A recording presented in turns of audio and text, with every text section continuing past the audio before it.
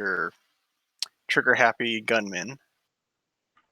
I've been playing Fantasy Grounds for a couple of good amount of years so far. Not that familiar with Savage Worlds. Played it a couple of times. I think hopefully more consistently with these monthly games, and I'll quite kind of familiar, more familiar with the older version of Savage Worlds.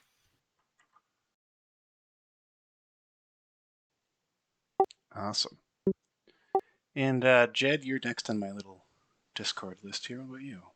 I'm playing Jed. I'm a little bit older human 2.0. I'm a sort of an investigator type. Splashed my skills around pretty good. I'm not crazy high dice on anything, but I got a little bit of everything. And playing, as a, I don't know. I looked at it as a human 2.0s probably were privileged and wealthy.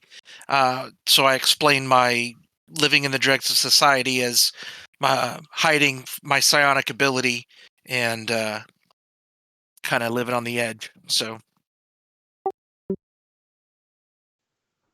And then Casey here, you're playing who again? I'm playing Mephistopheles. I am a hybrid big cat with cybernetic arms and a rocket hammer, I believe. Mm-hmm. So it's a fun kind of bodyguardy character, and I just actually grabbed an edge that was danger sense. I also am like fleet-footed, and I take my first strike, so kind of an agile little cat, big cat, which is, I don't know if it goes along with bodyguard. Maybe I'm not a great bodyguard, but I make do with a frontline fighter. I seem to recall you were pretty effective last time. That was awesome.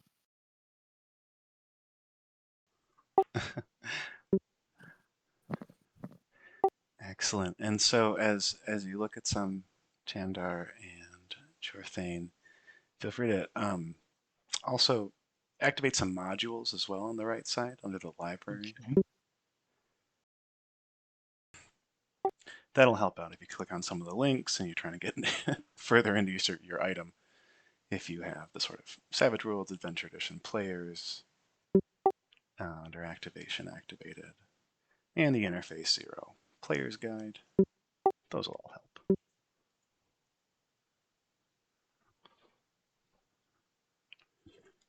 I think I'm going to stick with the hacker. Awesome.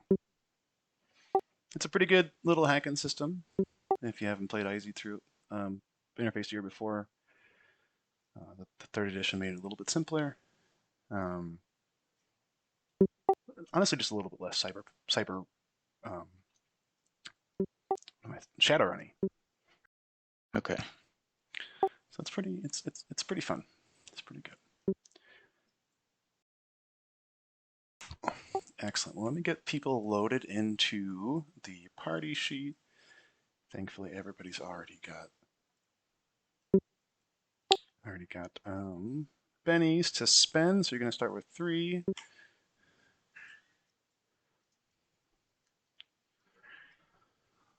And one last thing here in the... Oh, Jorthane, you don't see any bennies.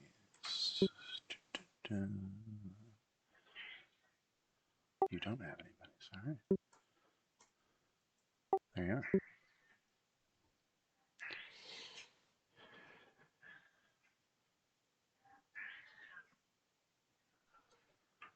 So then, there is, if you would like, a link to our Sirenscape, which will be playing some light ambiance in the background. How does that work? Do you have to have a Sirenscape account? You might. I had thought it was a little more general, and you could just sort of grab the link. But if you follow it and are prompted to make an account, you might have to. And that's going to be open in a completely separate web browser, is that right? Yep, exactly, yeah. So cheers. So excellent. Other than that, I can start giving some intro here. We are operating in a relatively safe spot here for gaming and having a good time. So just as for the record to speak, if folks have a problem with me, any other players, you're free to bring it up to GM Greg, who has been sort of popping in and out and around, and get it settled up. Should that be something you need to do, feel free to take those steps. Otherwise, we'll try to keep it PG-13 and just make sure that everybody's comfortable and having a good time here. And feel free to whisper me if that becomes a problem using the whisper \GM command. Beyond that, we're going to be playing some Cyberpunk tonight. It's a pretty great setting. I like it a lot. It's got a mix of a lot of things other people like and is really a great homage to specifically the great literature pieces of the 80s. We are setting ourselves in Chicagoland, which is a free city after the Second U.S. Civil War, and each of you are these edge runners, freelancers, mercenaries who work and frequent out of the club, the Watchboard, which is ran by a pretty infamous edge runner and notable Chicagoite. I think that's Chicagoan. The Watchboard is is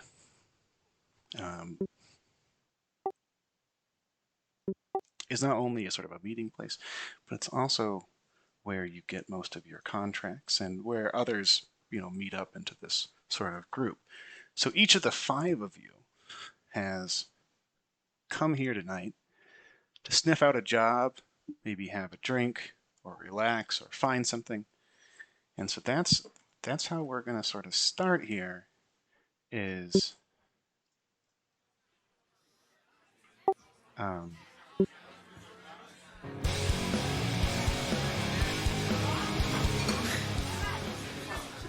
sort of chat about what our characters and how our characters are sort of living in Chicago, just to get sort of a feel for life on the streets here. So one of the things that Interface Zero does is has this lifestyle skill. It's not really a skill, but it acts like one. And it sort of decides at the beginning of every month just sort of how you're doing. And depending on how you're doing, your natural healing rolls might be augmented by your food and health, or just living in a better place than, a slum in Chicago. So we're going to have folks roll that D6 that will be in your traits tab, or just along your skills. And it'll, of course, get that lifestyle as well. Oof. That's not a bad start. And then, after you roll and think about that, think about how, and tell us how that means for your character. If they're succeeding at this D6 lifestyle check, then they're living in sort of a 1-bedroom apartment, maybe a studio, right? It's relatively secure, but there's a lot of other things that are sort of up for grabs. So, Argyle, you got any ideas for your cyborg and how they're living?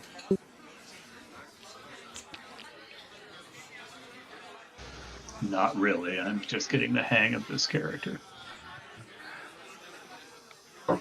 I got some. Sure. So I guess I rolled the 4, right? I'm just scraping by, but I am succeeding. I think what we're doing out tonight is celebrating me paying off the final loan to my cybernetic arms. I'm a free person now. I like it. I'll buy y'all, well, maybe I won't buy everyone a round of drinks, but the first round can be on me. Very good. So, Escott here, it seems like you got a critical failure. You're going to be reducing that to a D4 because you don't have any savings piled up. You just started your career as this edge runner, and Chicago's taking a big old bite out of your savings. You got any ideas on how that might happen? I I guess after my last job went a little bit too hard on the alcohol, drank my way to a hefty tab, and kind of just living in a box like outside the bar, I guess. Fair enough. A box outside the bar in an alleyway you know very well. Let's see here, and of course, if not far, your any ideas for you? I'm just sort of going down the rolls here. Well, I'm doing all right. He's doing a little better than just scraping by. Let's say he's got some steady work recently, and he's been able to pay the rent and that kind of thing. So he's he's out here celebrating with the rest of them, but kind of celebrating his own achievements as well. Yeah, perfect. As you should from time to time, especially when you're still alive on the mean streets. Let's see, we got Jed. You're also doing okay. How do you think that happens? Yeah, I think for this old man who's starting a new life for himself, trying to make it as a private investigator, he's having to take these Shadowrun or Edge Runner jobs on the side, but he's also wanting to establish himself as a legitimate detective. Like private investigator would. And so he's rented one of these, the little warehouse offices where you've got like a little garage with a small office on the side that's maybe got a bathroom in it. So he's converted part of the garage part to a bedroom, and he uses the office as his. It's off in the warehouse district, so it's not in a great part of town. But he's got a bathroom. He showers in the sink, and it's his own place. It has power most of the time. Probably eats a lot of soy. Sure, yeah. The paste. Yep. Absolutely. Oh, Yep. right on. Because that's better than average digs for some. So he's got to make up for it somewhere. So he eats not as good as he'd like, but he's got a safe place, and his car's parked indoors, which is a big deal. Excellent. So we've got this sort of general idea. As the evening wears on, people come and go. Your own drinks are ordered. Some by Meph over there, some by Faro for his own successes. And just as a sort of another opportunity here to get a Benny in, I'd like to think about sort of this as a little bit of an interlude. Give them a chance to explore the characters a little more before we get into the action. And so, let's see, your Casey, you started well last time. So you've maybe spent a lot of money, maybe something else. But maybe you really want some cash, and spend some time tonight and evening looking fruitlessly, unfortunately, for work. You got any ideas on why you might want some cash?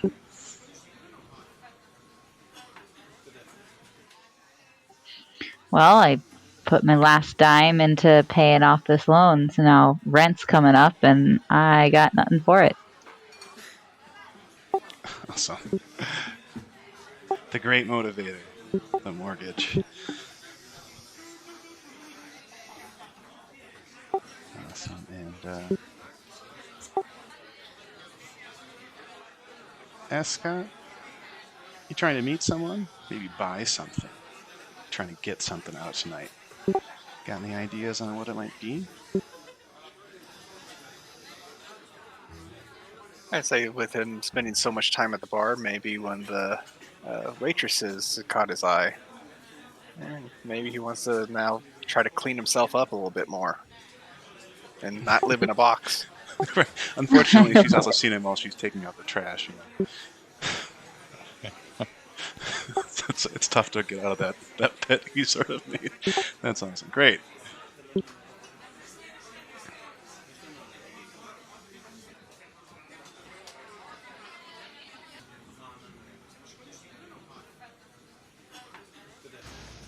What is the clone technology in this world?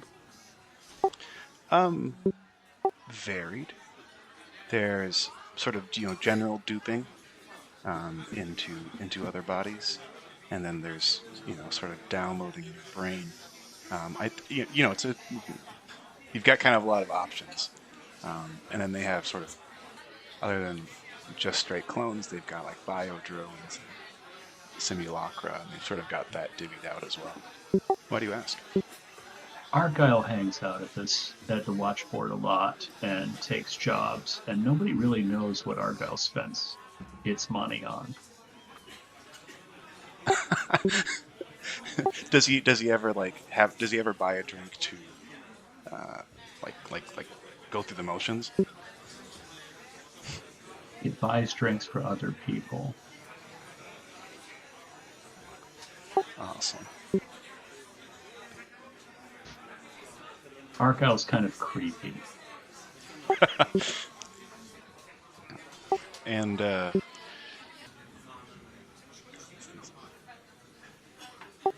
so, do you have any ideas why Argyle works?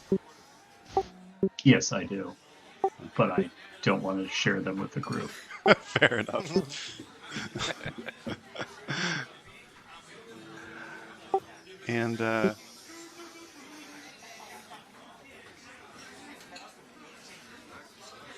what about you, Faro? Any ideas on why or what you're looking for? Why you need these cash? Why you came to also sort of check out that message board to the side?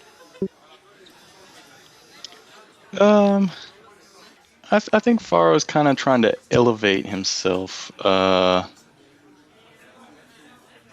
He's kind of an upscale gentleman in theory, but right now, I guess that's kind of dictated by his wallet. So, kind of looking to set himself aside, apart from the masses, and just really elevate his status.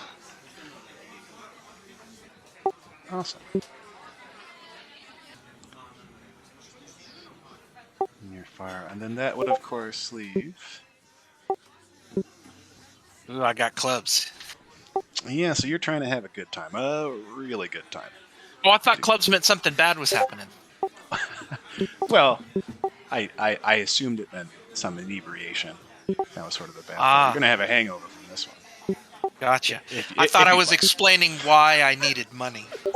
No, for the clubs, bad. you're going to be explaining the how you want to have it, why you want to have a good time, or how you do have a really good time. Well, I have the habit hindrance, and I figure he's got to be your typical noir detective, scotch and cigarettes. So he is out looking for a little better brand of scotch than he normally drinks. There you go. Maybe something actually made from grain.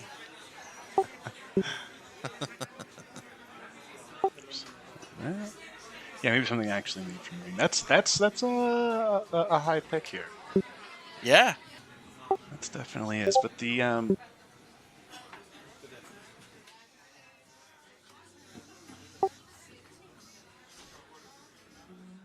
watchboard where they serve alcohol, but it's not so much of a bartender like situation.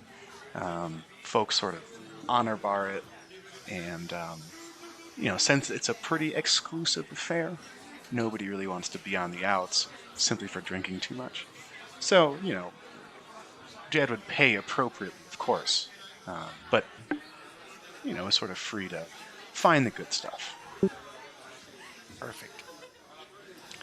And everybody got their penny for the element. Perfect. Okay, so the night sort of passes, but aside from any action that you instigate yourselves, there's really little of it. And unfortunately, there's fewer jobs than 0 posted on the boards. In fact, some of the ones that you don't really want, or work with folks that you would never even touch, are taken off the board as the night moves on. And it's a little bit tense inside the watchboard as well. The North American Coalition which has reformed itself into the restored United States of America, has surrounded and blockaded Chicago as the Free City.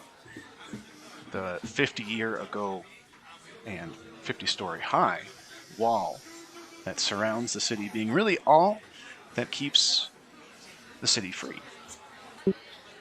So there's a lot of tension that hangs in the air.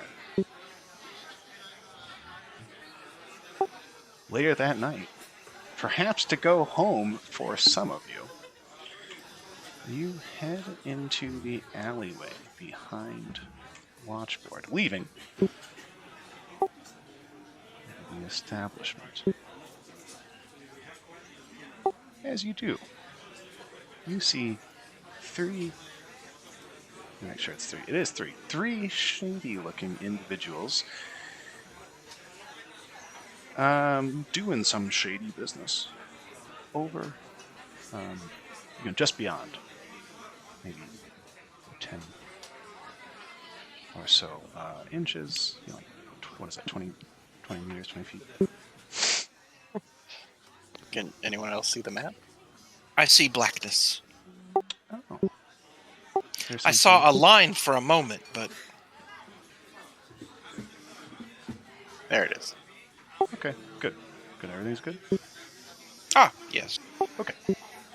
And then I'll have to also get to put folks onto the combat tracker. So in the top right, y'all can open that up. And that show your initiatives.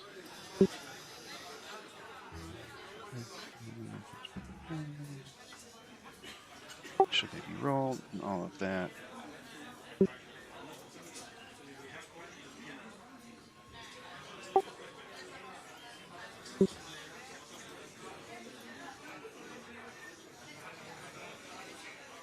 Oh, there's a whole party formation feature in Fantasy Grounds these days that I'm not even utilizing right now. I should. That's actually pretty nifty. Great. So y'all are here, having just come out of this building to the southeast on the map, right, lower right corner, and you see these three shady folks nearby this 7-Eleven sign.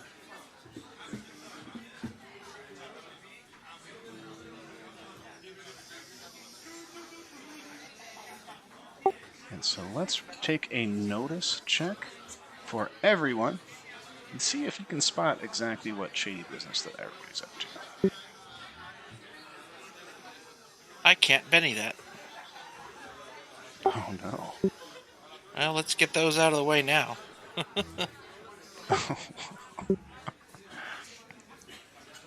That is my best skill, D8 plus 2.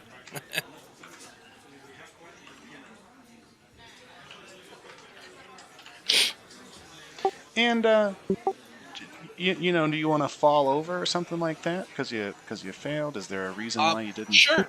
No, I like that. I come out, I stop to light a cigarette, and I'm overly focused on the end of the cigarette, little bit tipsy, lose my balance, and kind of stumble. I'm leaning up against a dumpster, still trying to light my cigarette, not paying attention. Excellent. And Argyle, any ideas for your own critical failure? I was not interested in whatever's going on by the 7-Eleven. That's great.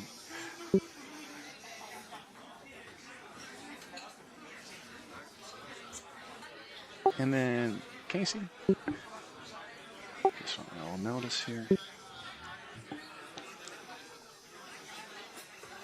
Is it it's not a surprise notice or anything.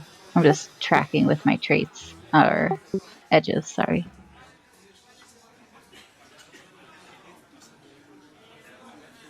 Oh, for a surprise? Yeah, you definitely get a +2 on that. Unfortunately, it wouldn't get you to an 8 for a raise. So you do see what's going on, and are quickly able to figure it out with your danger sense. So it is dark. And that's a good reason why folks have a hard time, and of course there's glaring neons from above. Those of you that succeed, notice that these 3 soldiers are planting, well, one of them is actively planting a bomb. Rather large device and very complex looking and dangerous, while the other 2 turn to, of course, notice you're noticing and immediately begin to draw their large weapons towards the 5 of you.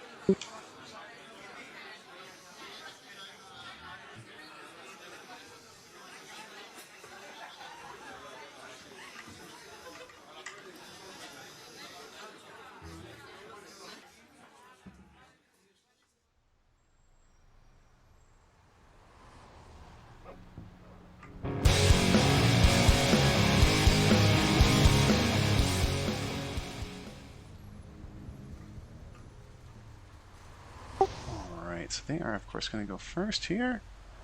Let's see. This first one continues to work at the large explosive just nearby. And it'll have to be a little bit longer as the sort of short comms mechanical voice swears as he fails to do the final setting of it. The other soldier finishes drawing its large assault rifle and fires it directly towards Escott at the front.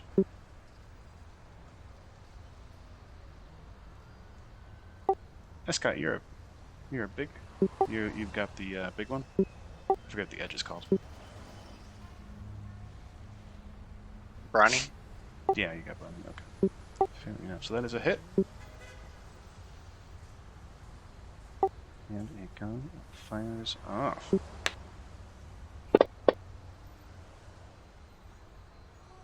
Thankfully, Escott is unharmed, and the bullet pings off a nearby dumpster. My dumpster. Could be Escott's for that. No, he couldn't afford a dumpster. A bullet flies more northward and ends up striking Meph directly in the midsection, or maybe just glancing off of a cyber arm to do so.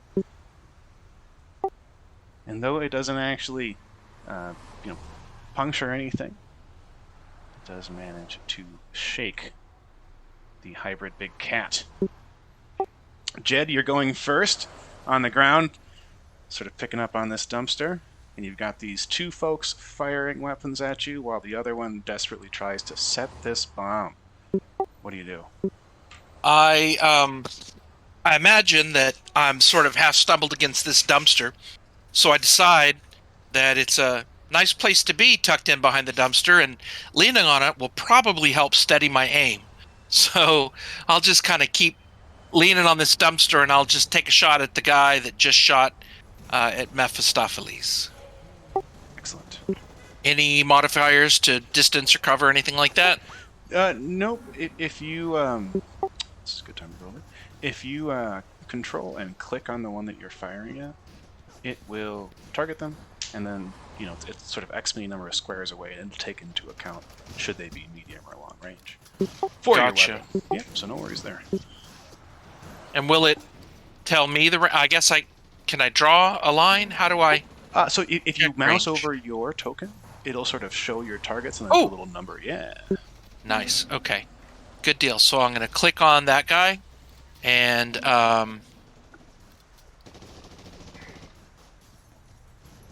fire off.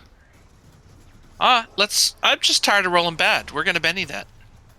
How do I do that again? I've forgotten. And it's on the same place that you clicked. Drag the Benny onto, so the the attack for the smart gun. Well, it's just not meant to be. Oh, wait a minute. That does maybe hit.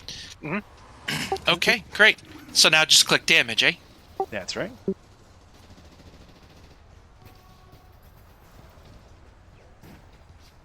That should be 2d8 plus 1 for a rhino. Yeah. So an 11. I can add it for now. Yeah.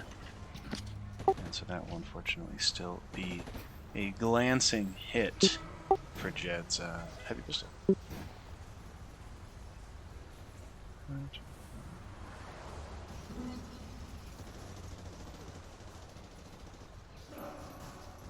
Okay, for Escott.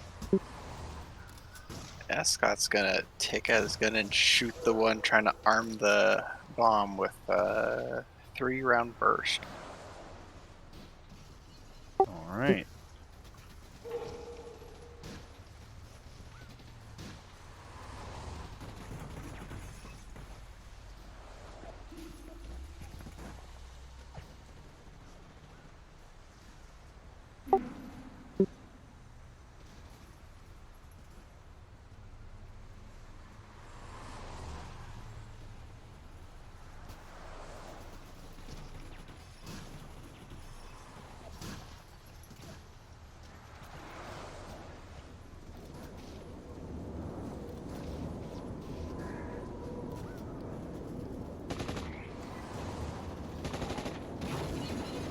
Okay, that's better.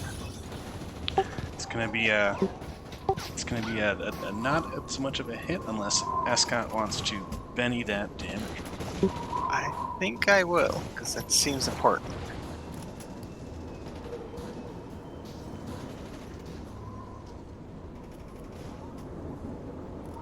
Barely better. Maybe the next guy can get him.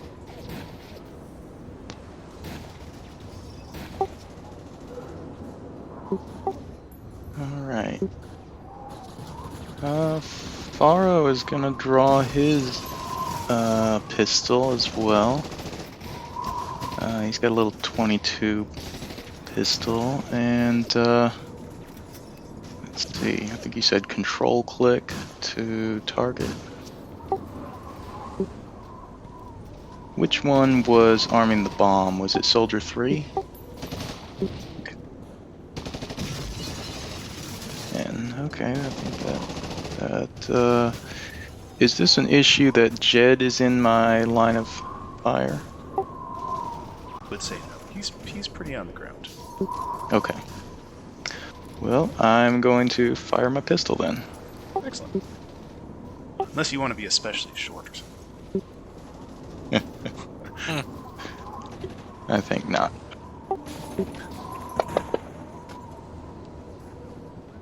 Oh shoot! Oh, sorry. You rolled a 4. That's very good. And on your, so you rolled a shooting test against him. On your was it a combat test? tab. Yeah. Well, yeah, because of how you rolled it. On your combat tab below the traits, you'll I have see. a list of your attacks. Yeah, and that'll do the very same thing, but sort of parse it as an attack and give you your Okay. bonuses, etc. I apologize. No worries. Alright, so drag it again, is that what you're saying from the attacks page? Actually, if you're targeting the right one, you can just double click it right there, and it'll roll it onto your target. So no need to drag it if you're targeting them. Yeah. Gotcha. You said double click? Yeah. Pretty sure it's double click. Yeah. Okay. Solid. Very good. A 5, and that will, of course, strike that soldier.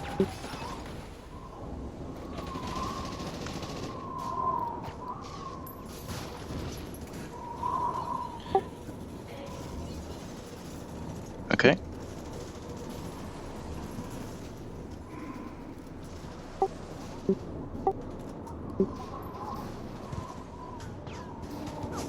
Yeah, I think that little 22 is a little bit underpowered.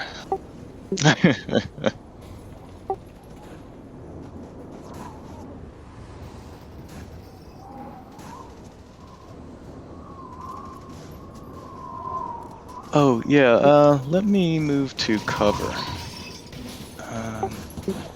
Is it just click and drag? Right, okay.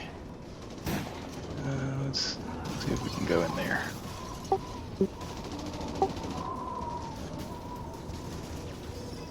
Mm-hmm.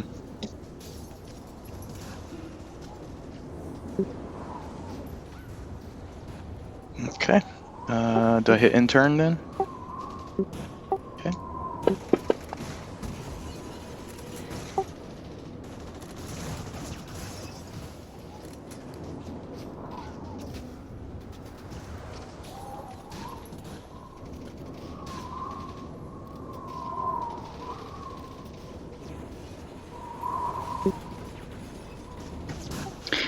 So my agility is my speed?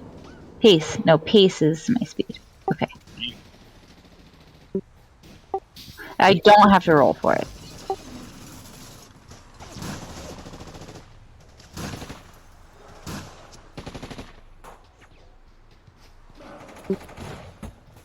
Okay, so here's my... Are we using diagonal rules with this little alley? I would like to run up to them with my rocket hammer. Your pace was what again? 8. Yeah, so you're 5 squares away, and there are no diagonal rules in the Savage World, so 5 is less than your pace, and so you're able to just move up there. Ooh, and that's the one that's shaking.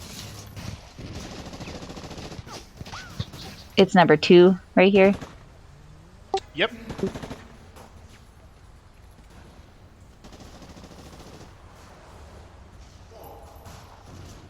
Cool. Well, Methy takes out this rocket hammer and kind of runs up the alley like a cat she is, and with teeth bare slams the hammer down.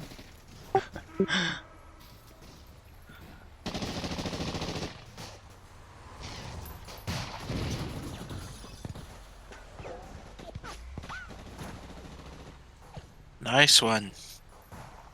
What? Oh.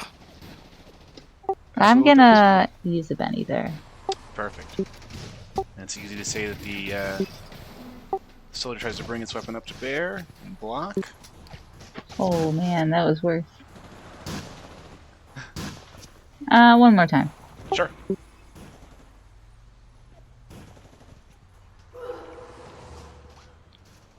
Yeah, it's not gonna happen right now.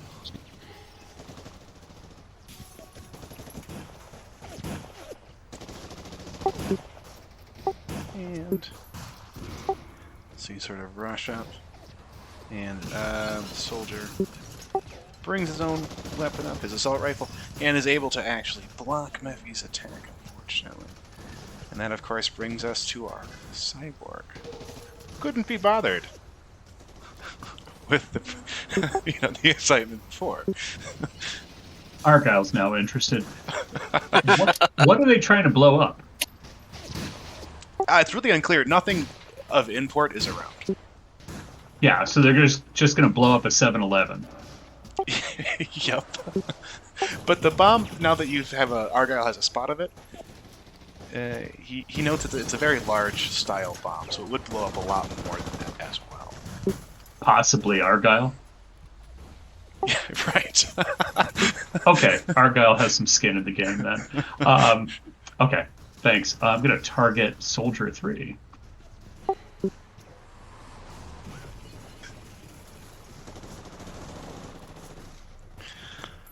Oh no.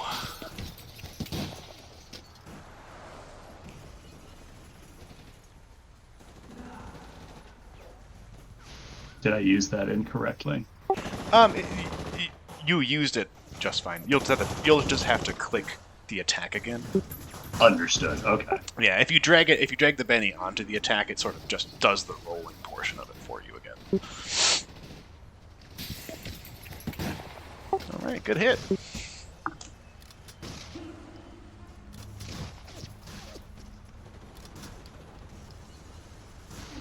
Dang.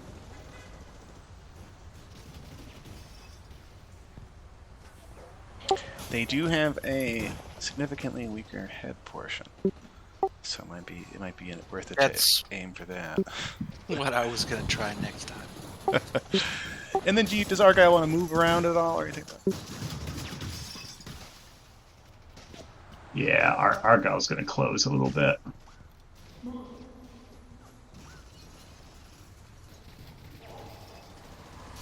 And that's it for me. Excellent.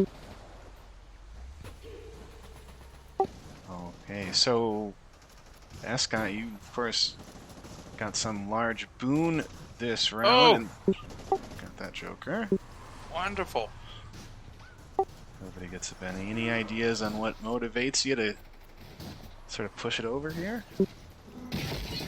realization that that bomb is big enough to blow us up too. Oh, I was thinking it was going to blow up his makeshift house and the bar he basically lives at. Yeah, there And you they're go. right beside your cardboard box. And do you want to so you can go first, or you can right-click on your token of combat tracker and like sort of go on hold and do all that. So you get to go whenever you want. If you want it to be now, that's fine as well. Yeah, I can go now. I'd go with the dumpster as your apartment.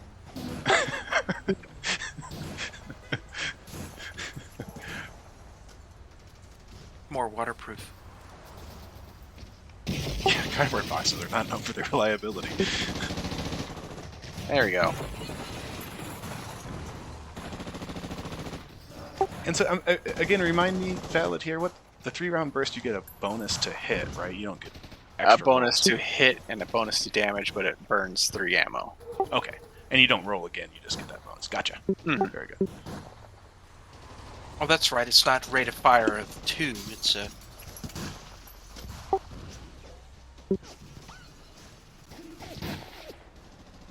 If I were to Benny, though, I would still get the bonus damage, right?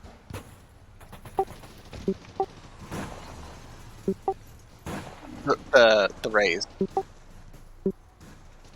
I'll try to raise that then. Not raise, Benny that.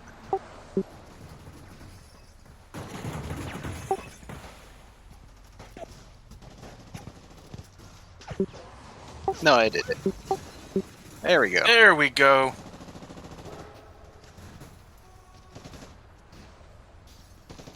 Very nice. Okay, and that's the one with the bomb.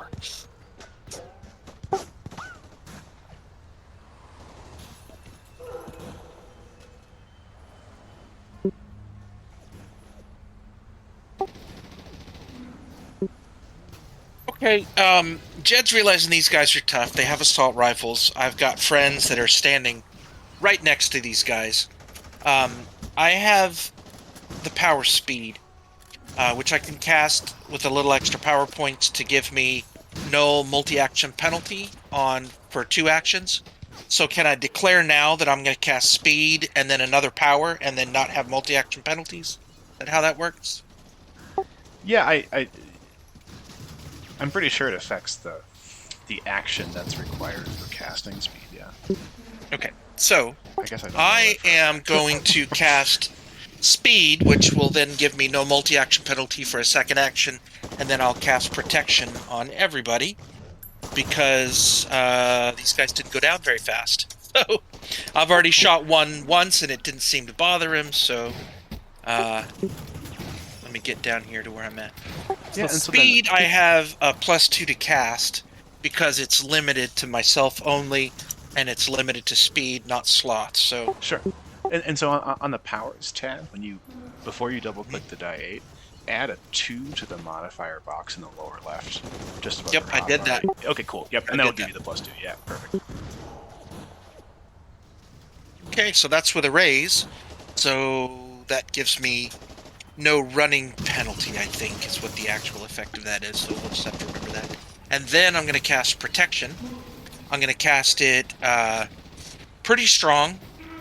Going to cast it as toughness, not armor, and I'm going to cast it to cover all of it. So that was 3 power points for speed. Protection is 1, 2, 3, 4, 5, 6, 7.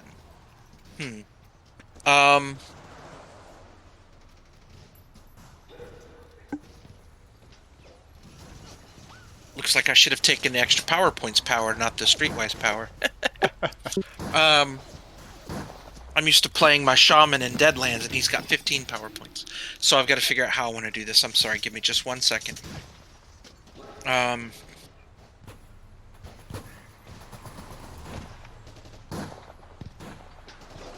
1, 2,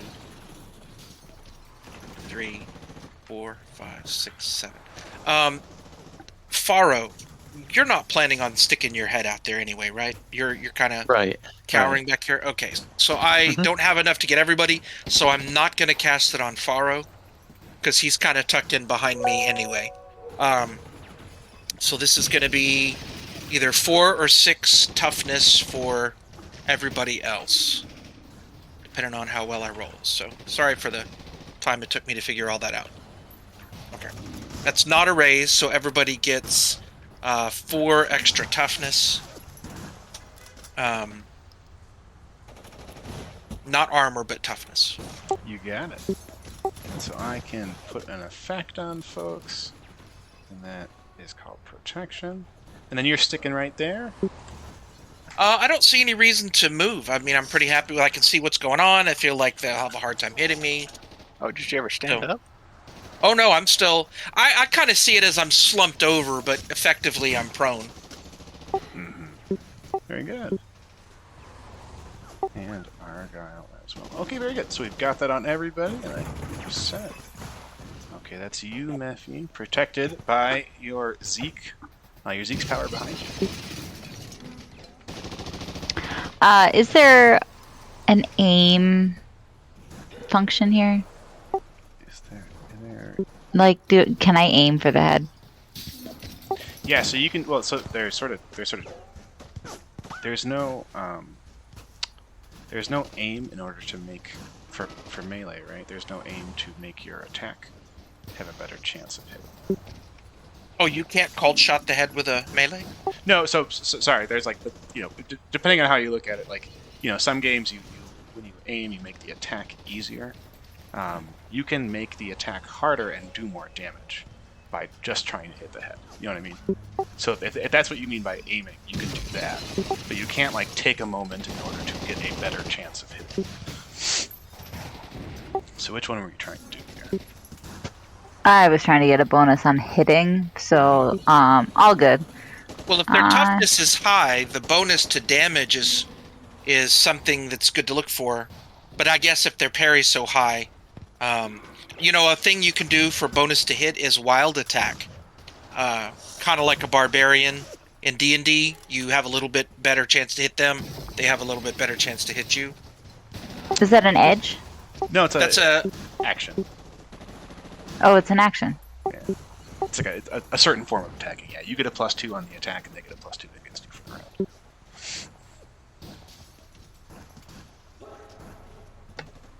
round. Yeah, I'm a wildcat. Let's do it. So 1 second before you do that, let me put this on Mephistopheles.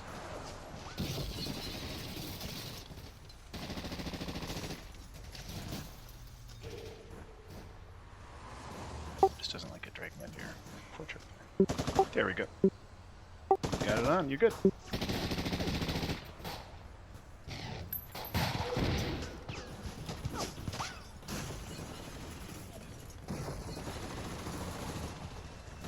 There it goes.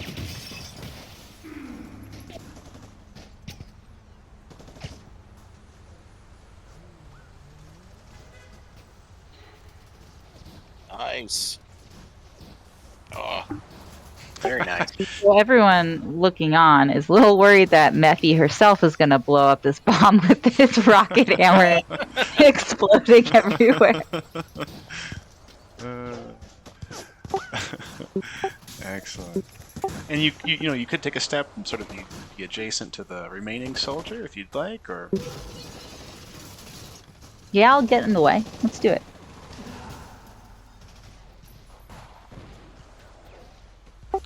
awesome.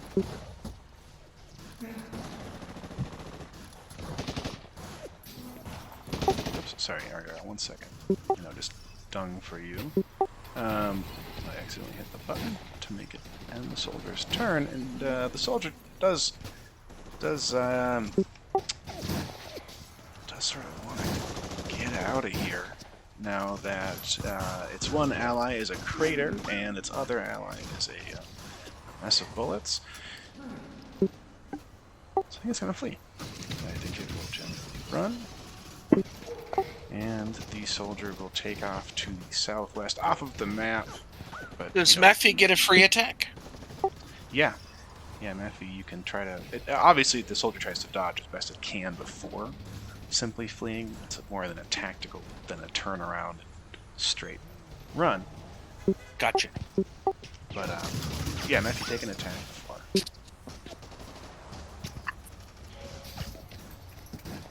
She wasn't ready.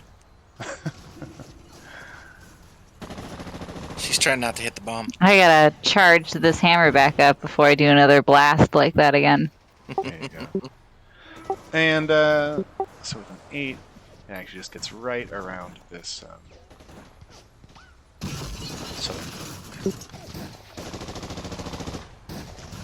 All right, Argyle.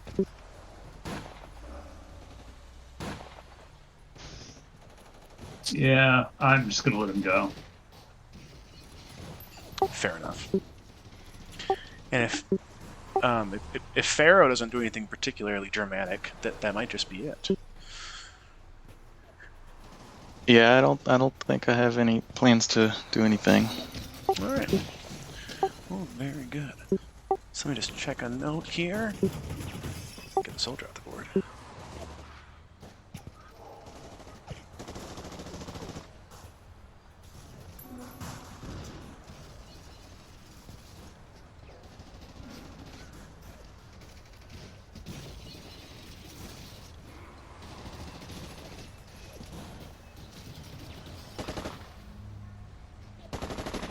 Okay, great. So that is more or less it for these 3 soldiers. 2 of them, of course, done, and the other one fleeing. What about the rest of you? Any ideas? I'd like to take a look at the soldiers and see if I can identify them as something. Sure. Yeah, so that's going to be taking their guns and their shoes. I was curious. I mean, he didn't leave with the charge, right? It's still there. Exactly. Yep, it sure is. So you were thinking about having Argyle investigate that? Yep. Awesome. And then Faro, I haven't heard from you. Any ideas? I'd like to go look at the charge with Argyle. Perfect. Okay. And then Mephi, as the group heads over to either look at these soldiers or the charge respectively. Any ideas from you? I would also look at the bodies. Cool.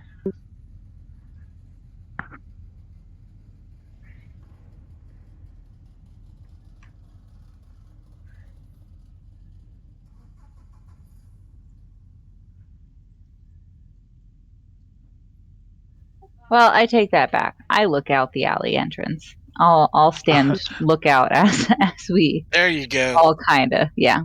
Good idea. Sure. Fair enough. And so, of course, it's pretty late at night. We can easily say it's maybe 10:30 or so, and you've got a lot of light from the neon above, and Mephi's able to see pretty far out. There are some, drones that flash by, some helicopters even higher above, and the occasional car that drives on a nearby street. But other than that, there's no real activity, and you don't, of course, see the fleeing soldier either. For Escott and Jed, simply because it'll take up a little bit less time than investigating the bomb. How are you looking at these bodies? Are you doing some sort of check or just sort of kicking them around? Looking at the face, looking for tattoos, looking for ID. Oh, Escott's Seeing if- basically just stripping them. Yes. Well. So you've got one and I've got one. I'm seeing if there's any kind of military tattoos on them. See if there's any ID in their pockets. Awesome. Very, very good. There are no IDs. They have no discerning tattoos. And if you didn't know better, you'd swear they were like brothers, really closely related to one another. They don't exactly have the same haircut or the same beards, but they're more or less the same facial structure to one another. Seems like they're clones. I mean, is that a conclusion I might jump to? Yeah, yep, or simulacra. Like we were saying, clones is a very varied term here, but yeah, absolutely, it certainly could be, or they could be twins. It's kind of a weird place like that. Do they seem biological, or do they seem like androids? Oh yeah, no, they seem biological. They definitely bleed from these puncture wounds and such. Okay. How strange. I take a photograph of their faces for maybe later use. See if I got a friend I can have it running through a police database or something. Sure, fair. And please, take a note that you've done so as well. Scott, no sort of further questions for you, Valid? I was gonna say like what kind of gun they had and how much ammo I could scavenge from them, and how expensive are their outfits? Yeah, their armor is effectively useless now, given it's been punctured. But their guns are pretty fine. And indeed, there's sort of an assault rifle. Do the outfits look like they fit them? Like they didn't take someone else's soldiers' outfits and put them on. They actually fit these humans. Correct. Yep, they were intended. Yep, to be wearing them. Yeah. Great question though. They don't seem especially baggy or tight. Very good. So Escott, let me get that assault rifle. It's got a clip in it. A couple rounds left. And then onto this bomb. So we could easily, for Argyle and Faro, have you each sort of investigate doing your own repair roll. If you'd like to, you could also sort of support one another, however you want to go about it. I've got a D8 in repair. How about you, Argyle? Sorry, I'll support. Okay. And how are you supporting Argyle? Are you using repair too, or just something else? Yeah, I'll use my repairs just lower than his. Fair enough.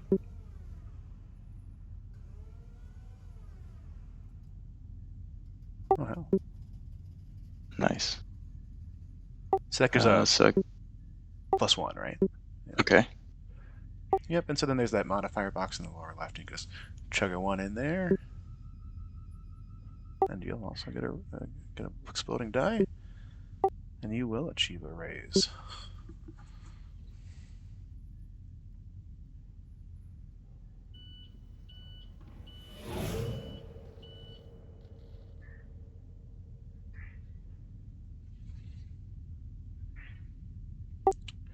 So Faro, kind of tell me what you do specifically here to investigate this bomb. Are you kind of trying to for instance, make it safe, or just sort of disregarding all of that and looking into its hardware? Yeah, I would like to check to make sure it's safe first. I don't believe it was armed, but that would probably be prudent to verify before we start turning it over and stuff. Absolutely. And so, yeah, I think it's safe to say that you really easily sort of cut a few wires, disconnect a few connections, and make that happen. Very interestingly, once you get past the actual bomb mechanism, which is substantial, it's not quite a kinetic weapon, or the force of a kinetic weapon, where some satellite basically just drops a car really high speeds onto a location. But it's pretty close to that, and it would certainly put a crater in Chicago a couple blocks wide. Also interesting is that behind the explosive device is a shortwave set of Wi-Fi transpond, not really Wi-Fi, tap stream transponders, utilizing the same networks that you all have in your brains from the cybernetic connection to the ether, as it were, the tap stream. And essentially, the bomb goes through the tap stream and connects to 2 other bombs nearby, about less than 5 miles from this location here.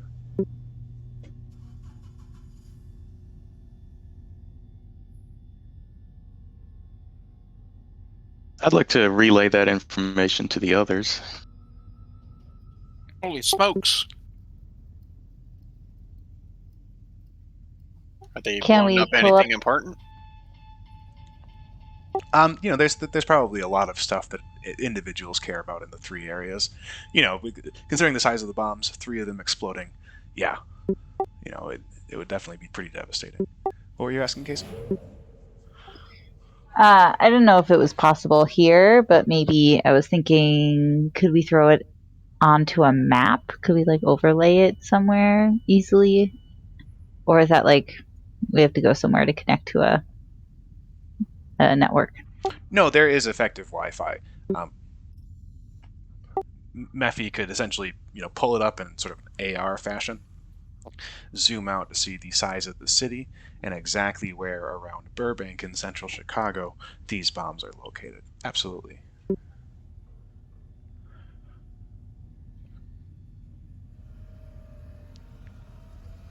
And beyond that, was there sort of an idea that you, or what did you want to find after that? Once you pulled it up, Just like I was just thinking if there were any similarities between the places for landmarks, sure. like other 7-Elevens. I don't know. That's the vendetta. No, unfortunately not. It actually seems entirely random.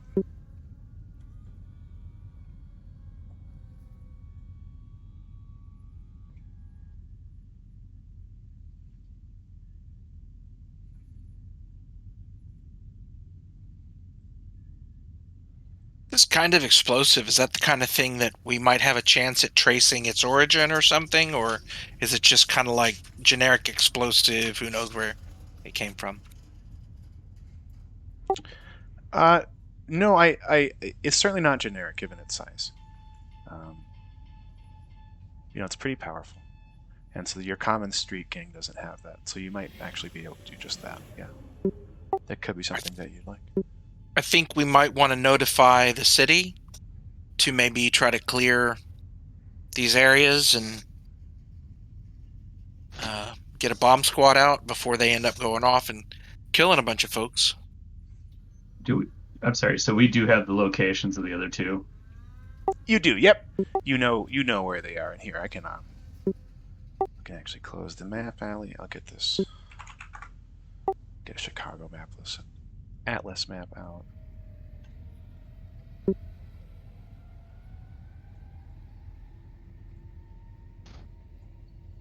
Argyle does or does not own a vehicle. Argyle. Inventory. You have a compact car. You can fit 3 people inside of it. 3. Perfect. And I've got one for the other. Oh, you have another compact? Because I think last time we had it by a van for that exact thing. Because only one person had a compact car. Well, no, I had the car, but everybody kind of had already decided they wanted something else, a van. So we got a van. I'm pretty sure I burnt that contact because I think we broke that van. Yeah. So it's about 1, 2, and 3, and you guys are at 1 right now. So nearby, not too far, within 15, 20-minute drive. And the real issue is potentially the time. And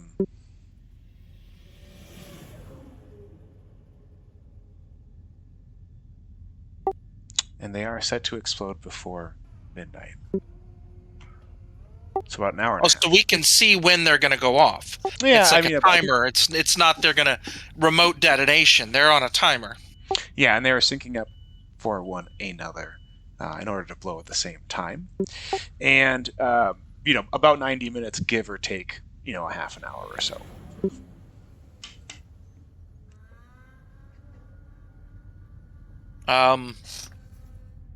I mean, I think what naturally I would think we should do is let the cops know so they can clear the place, but also metagaming wise, I think this is the adventure. Well, Argyle wants to take this unarmed bomb and put it in his compact car. Unless anybody's going to stop me. Oh, not at all. I mean, if we go after these other places, there could be more soldiers, and that means Escott can pay his bills a little bit more if we sell off all this junk they have. Exactly. Also, who knows? This may be useful later on down the road. And, who doesn't want a Honda Civic with a huge bomb in the back? I mean, as the proud driver of a Honda Fit, I can tell you that's 100%. Yeah, Argyle, it's a classic 1988 Honda Civic, It somehow survived. That's amazing. Yeah. Or it's a reproduction, maybe. I don't know. Or it's just, it's sitting on 950,000 miles like a true Honda Civic might. I mean, it could be a 2088 Honda Civic, and would that really make much of a difference? Exactly. Not much has changed. Absolutely, I think, and Jed, actually, to answer that, I did have an idea. You'd be free. You've got that tap, right? So you're pretty much constantly connected to sort of a very expansive cell phone, and you could send this off to your police buddies if you wanted, and get a pretty quick response. It wouldn't be like you have to take a whole lot of time in order to quote unquote report this. I vote we report that there are 2 bombs to the cops. Oh, agree. And do we volunteer to handle it and have them just try to clear the area, or? Yeah, we're coming out with a bonus right now. Like, I don't know if we need to take damage at the other sites. We got a bomb out of it. 2's better than 1. I think we need to find a buyer for this bomb.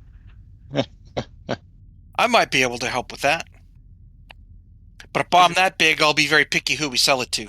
Yeah, we sell it back to the same people that were trying to set it in the first place. The classic scheme. Hey, where'd you guys get this bomb? We can drive it down to Gary.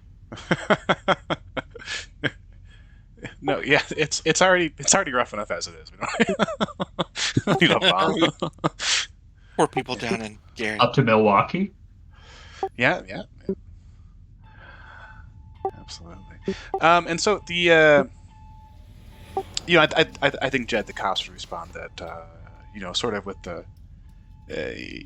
we'll handle it as best we can, but apparently, as happens pretty frequently, late on a Saturday night. It says it's Wednesday, but it's not Wednesday. It's Saturday, and on a Saturday night, they're a wee bit of the old busy Chicago Defense Forces.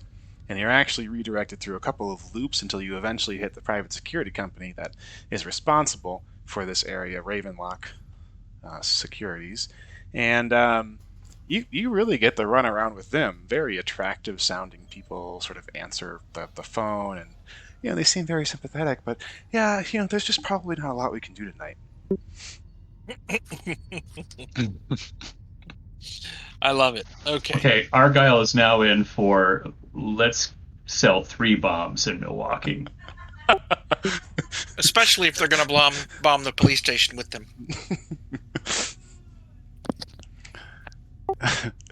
And so, I mean, it hardly sort of matters which bomb you go to. They're pretty equidistant. One seems a little bit closer to that Ravenlock South Sector Securities, the police station, right? This massive police station. And the other one's a little more in sort of this warehouse district. But beyond that... let's do the one close to Ravenlock last. Sure. There you go. And so I believe the idea is for us to take Argyle and maybe Escott's car? Yeah, we can. Or was it Jed that had who has the car? I always forget one. I have a car as well, and I'll drive my car as well. Yeah, Cool. Yes, it has the EE Oasis. I mean, that might be the van. Oh, that's the van that got blown up. We gotta get that out of there. I have a Street Boss. I'm not sure what that is. Sounds like a motorcycle. Sounds like a Harley, Yeah, I think. Yeah. It sounds boss. Yeah, it's got a crew of 1 + 1, and it's exposed. It's probably a motorcycle, Okay. but you Sounds could ride badass. it. Awesome. And so, getting in, sort of piling into the two or three vehicles, you make your way down. And interestingly, Chicago of today, of 2095, is fairly similar, if just massively expanded upon than what it was or is in our time here. There's these massive arcologies that rise hundreds of stories into the sky, kilometers into the sky, actually sort of piercing the pretty continual overcast. And there are still these sort of massive highways that have been built upon and under and around to get from point A to point B. On the ground level of the city, there's 40 million people living. And so there's just sort of constant traffic, business, edge runners like yourselves, gang members, Ravenlock security doing their whole thing, on top of just, any other shenanigans that a city this size might see. So you've got some pretty good sort of choices here. I don't mind one of the drivers, Jed and Argyle, can kind of make them if you sort of go through the what do you call it, the sort of city streets and the alleyways, or if you try to head to sort of the more direct highway route. Totally up to y'all. Highway speeds on city streets. There we go. Yeah, because if we jump on the freeway and get stuck.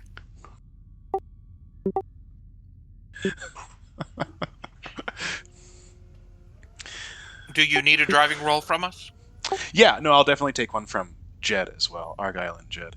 And Argyle, you're free to Benny that if you'd like, or stick with it. I guess I want to see what you come up with. I'm sorry, what were you saying there, valid for Escott? He probably should have been the one driving. Oh, sure. Well, he's sticking his head out the window. He's getting some, they call them sonic baths, since they don't have a lot of water access. Yeah, so you kind of get one of those going. Well, I do indeed have something here. So, let me get my story out.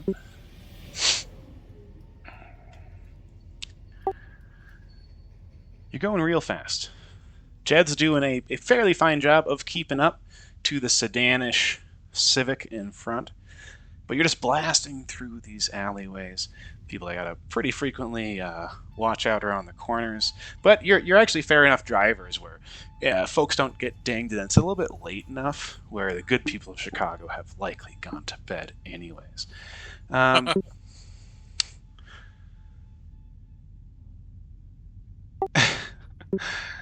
Unfortunately, you've got to screech and slam on the brakes.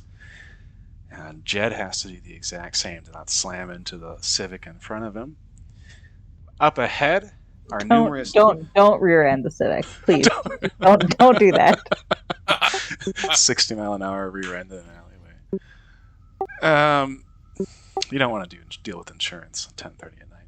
And so you have to stop at this police barricade.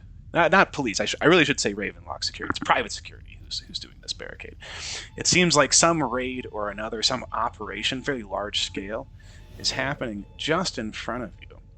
There's VTOLs, rising up and down, sort of floating around the area, having their spotlights search it, while teams and armored personnel carriers hut out inside one of these large, massive warehouses that stand inside Oaklawn.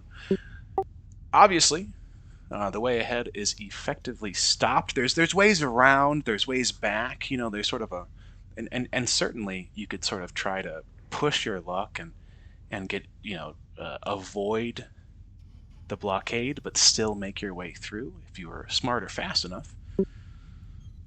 But there's definitely a number of these Ravenlock security forces watching you. You're far enough away, a couple blocks, or so that they haven't done anything yet. They definitely notice the two cars screeching to a halt just in front of their blockade. Is Streetwise the kind of thing I can use to know my way around the city, to know a back alley to avoid these guys? Absolutely, you could. Is that automatic or a common knowledge roll? How's that work? Yeah, we'll just do common knowledge, and you get the bonus from Streetwise. Yeah. All right. Where are we at here? Hang on. Oh, I forgot to add the bonus, but so was it +2 from Streetwise?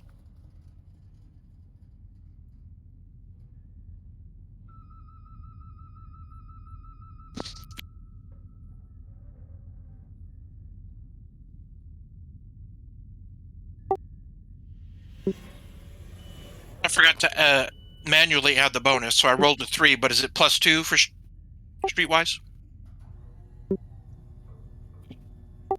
Yeah.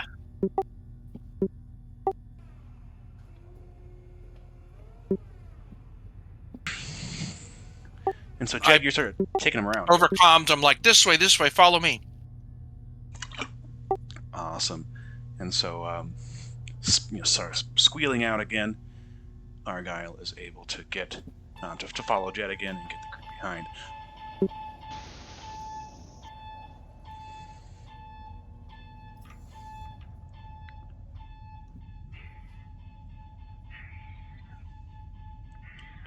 Unfortunately, the back alleys do take you a bit, and it is nearly 11 o'clock. I'll just say it's 11 o'clock. As you arrive towards the first bomb site, or the second bomb site, really, just towards the south.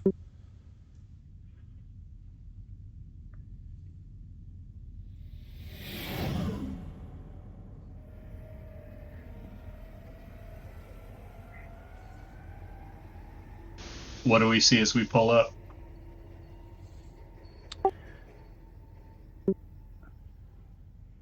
I assume we're hanging back like a block or so. Absolutely, yeah. Not blasting forward to it. Instead, you see pretty rising towers of factories and industrial equipment, plus machinery that connects them, and a couple of highways that run through the city, streaking overhead. You're pretty much in the heart of the warehouse district. Oh, not far from my house.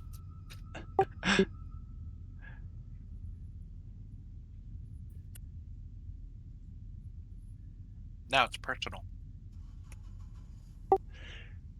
But beyond a few patrons of a nearby bar, some dump trucks that work the factories or maybe the garbage routes nearby, there's nothing happening that would indicate any action. But of course, you're still you know the exact location of the bomb, and you're sort of observing it, the site itself. But it doesn't seem like anybody is actively setting anything or doing anything at all over in that location. Can we see the bomb from here?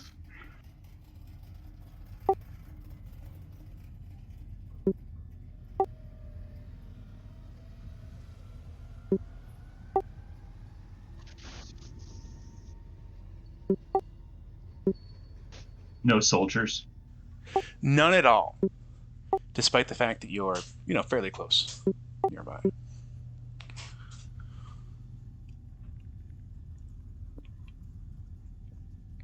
Well, I'd like to try to slip up through the shadows and get closer and see if I see a bomb or anybody near it, or hopefully they set it and left.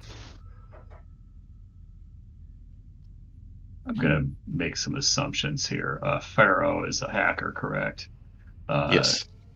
Can you hit the street cams from this area and see anything in the last 20 minutes or so, or whatever, last hour, when around the same time those guys were setting bomb number 1? I don't know. What kind of access do I have, GM?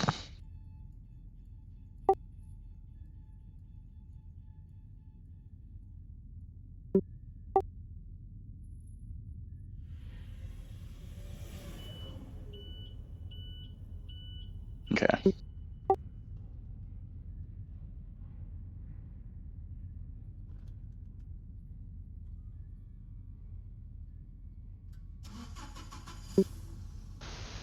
Well, Pharaoh's doing that. Argyle's gonna go toward the bomb. Cool. And then, Jed, I know you're sort of sneaking up. What about Meph and Escott here?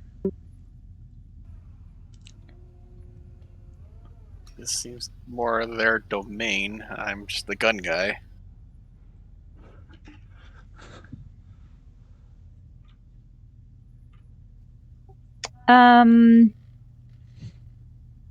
Yeah, I think I'm feeling like I'm lookout still. I'll keep eyes up, kind of, towards the buildings. And just to be sure, do you want to sort of be in between the cars and the bomb? Y'all are approaching on foot, or are you sort of driving closer? I guess that's a good question first. Argyle got out of the car and is approaching on foot. Fair enough. Yeah. Yeah, I would also say on foot, but close enough where I could sprint in as needed.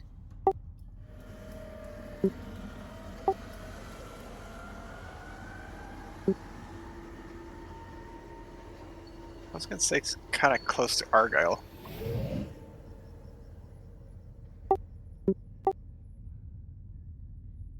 Hmm.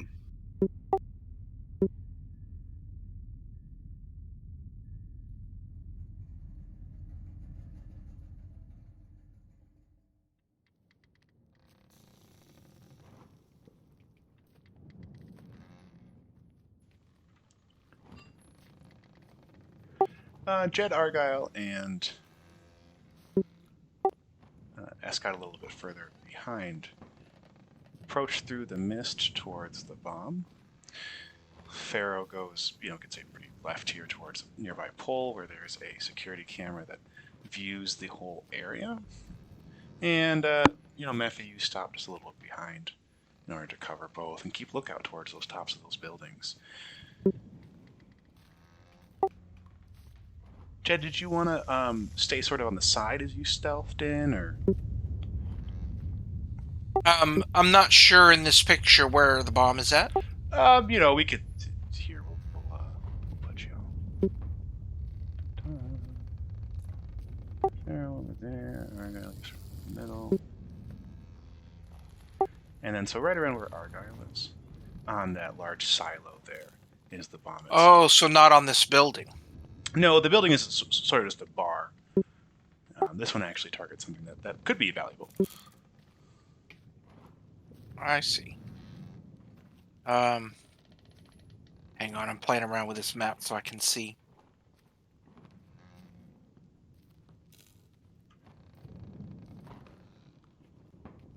There we go. Trying to figure it all out. I guess, yeah, I'll sneak up around that truck as I'm looking at the bomb, or looking for the bomb. Just trying to make sure I'm not walking straight at it. Sure. Okay. Very good. So as you approach, you definitely do make out the same distinctive shape. These bombs are definitely either made professionally or made by a factory, as their quality is beyond anything you've seen before in your work.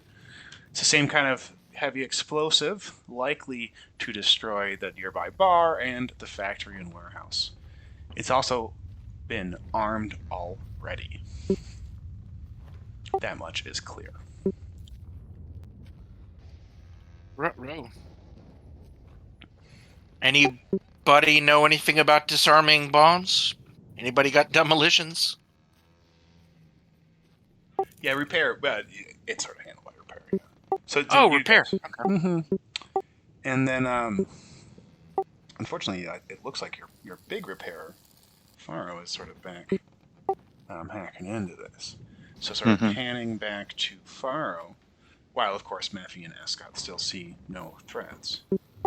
Faro, it sort of looks however you'd like. You can sort of pull out a holographic projection that's sort of like a tablet that you interact with, or you just sort of do it mentally as you look to various objects in the hypernet that are pinging your tap, and so you sort of see the electronic lock on the tavern across the alleyway. You see the engine mechanism for a nearby truck, and of course you see the access to these security cameras that you sort of stand under. There's a bunch of pings, of course, from all these devices, and you'll have to identify the first one. So in combat, it would matter a lot more, but you'll take a free action in order to. Let's make sure here. You will take a free action in order to roll.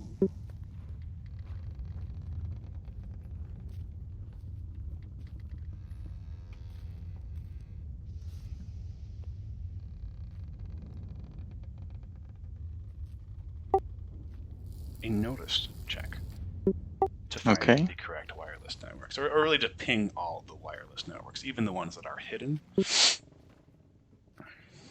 And so you succeeded.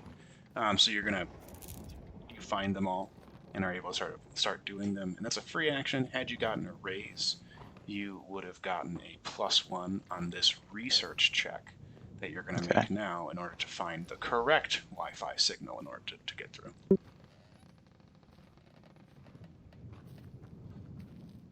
So perhaps there's just too many right now. Let me Benny that. Sure.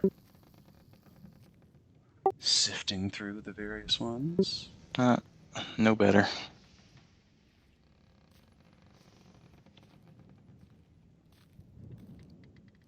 And so that will take a moment. And so Jed, Argyle, y'all can sort of decide if you want to bring Faro back over here, but it doesn't seem like he's been able to access these cameras overhead. When Argyle realizes nobody else is gonna try to disarm this thing, he whistles for Pharaoh.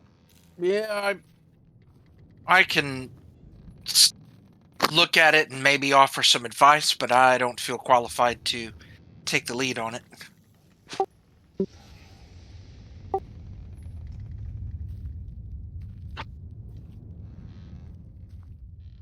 Yeah, so I'm preparing to, I guess, assist is what I'm trying to do.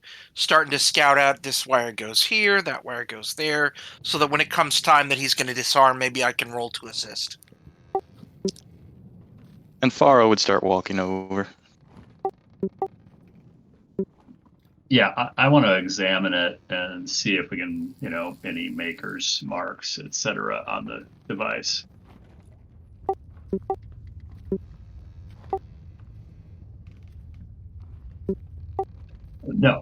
No, that was my own question. Is that a notice roll as far as taking a good long look at the thing and trying to get an idea of who made it or where the parts are coming from?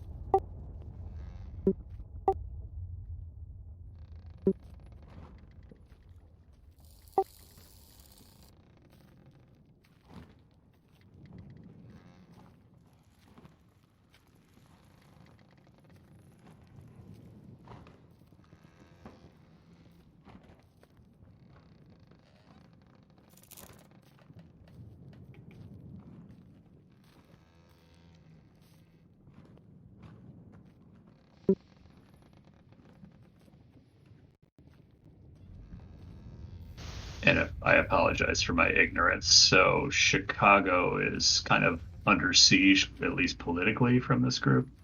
Yeah, they.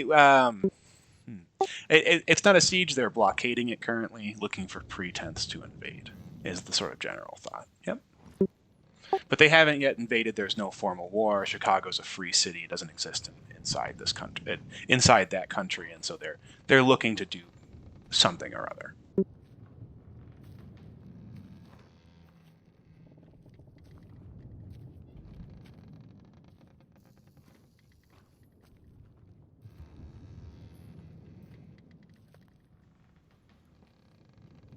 Well, Jed, you were looking at the electronics, perhaps a repair roll from you, or even a notice roll if you're looking for something like that.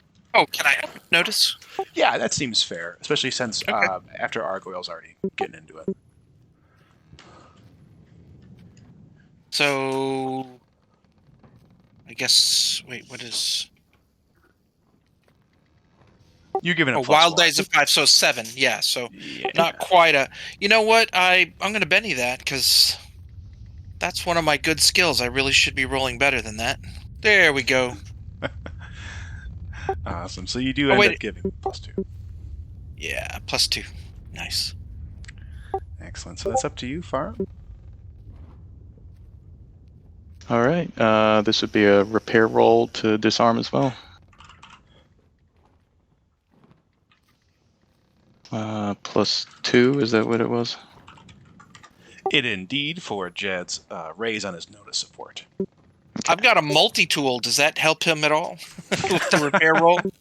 Here, try this screwdriver.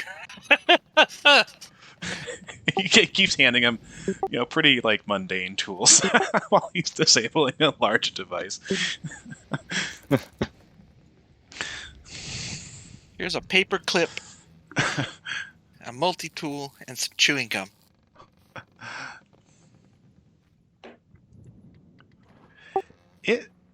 It's not quite a dramatic task, right? You know that you have some time to disable this bomb, but it's still a little bit tense, despite the fact that Faro ends up doing pretty well.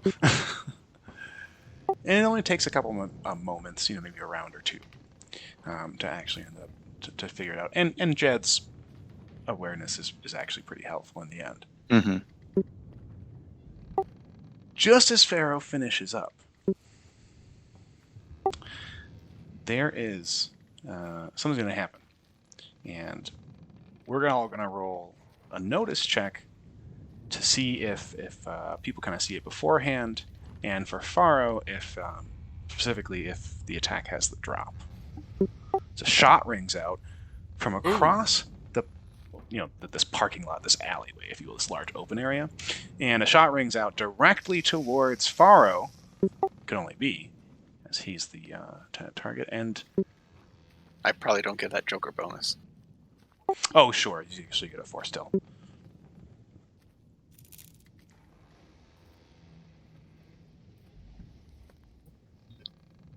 I put the +2 on that for my edge.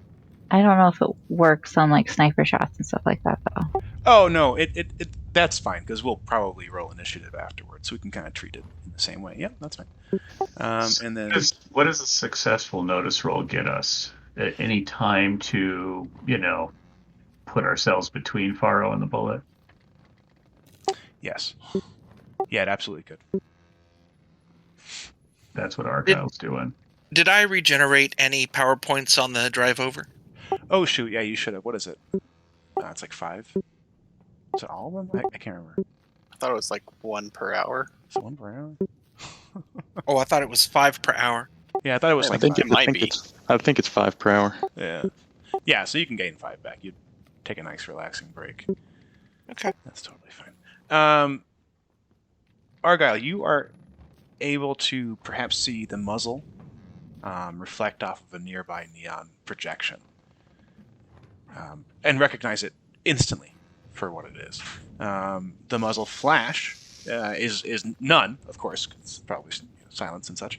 But that distinctive pressuring noise of a bullet rushing towards Faro sort of puts it in between you and he. And the shot, of course, since you see the sniper, does not have the drop. For Faro, I guess, unless you really wanted to be shot by this bullet, you would just sort of notice the hulking cyborg suddenly standing behind you.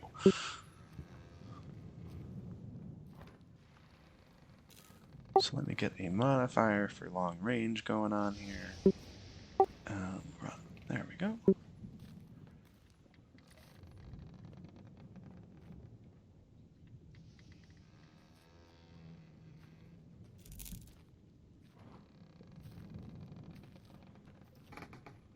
That's medium, okay. I also have a raise on my notice. Do you want to jump around or move a bit? Would there be enough notice for me to activate speed and try to get closer to the sniper while staying in some kind of cover? Is that too much for that? Or? Yeah, probably a little bit less than that, just given the quickness of how this is all happening. Activate speed? Is there enough time for that? Yeah, that's fine. Okay. And so I targeted the wrong person, obviously, on that attack. But the bullet strikes harmlessly on the cement ground in front of Argyle, missing both he and Faro.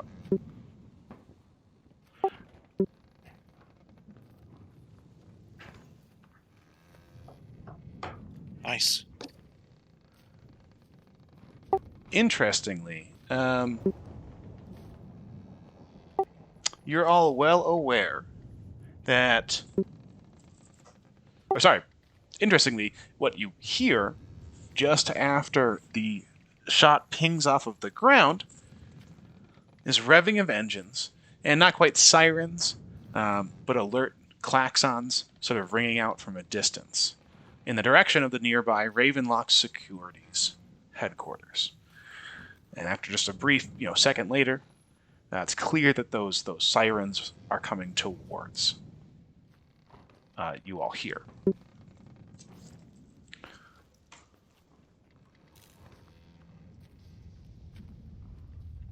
Once the shot goes off...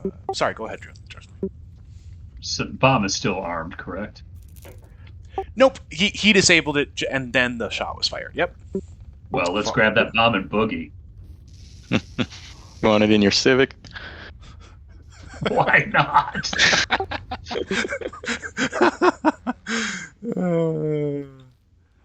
Awesome. And so the car is, perhaps like 2 rounds of movement away, but instantly Argyle, as sort of like the rounds begin in initiative, you no longer see that reflection of the muzzle, and nor do you see sort of the figure in the shadows up on top of the building at long distance. So they've likely relocated or fled.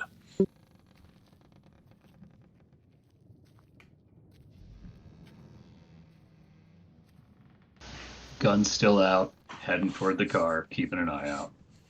Excellent.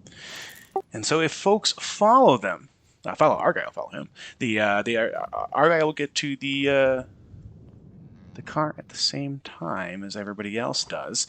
And quickly, you shut the doors just as sort of an 8-wheeled armored personnel carrier rolls up underneath several, probably like a half dozen drones, pretty decked out with weaponry, likely having sensed the gunshot so nearby.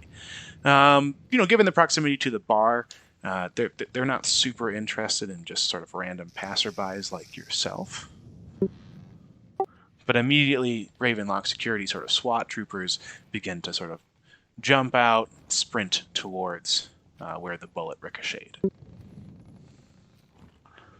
Of course, you're able to drive off without any further mention. Yeah, I just start the car and head for bomb number 3. Excellent. Oh, hey, Argyle, let me drive. Your driving sucks. Nobody drives this car but me. Does Argyle even have a license?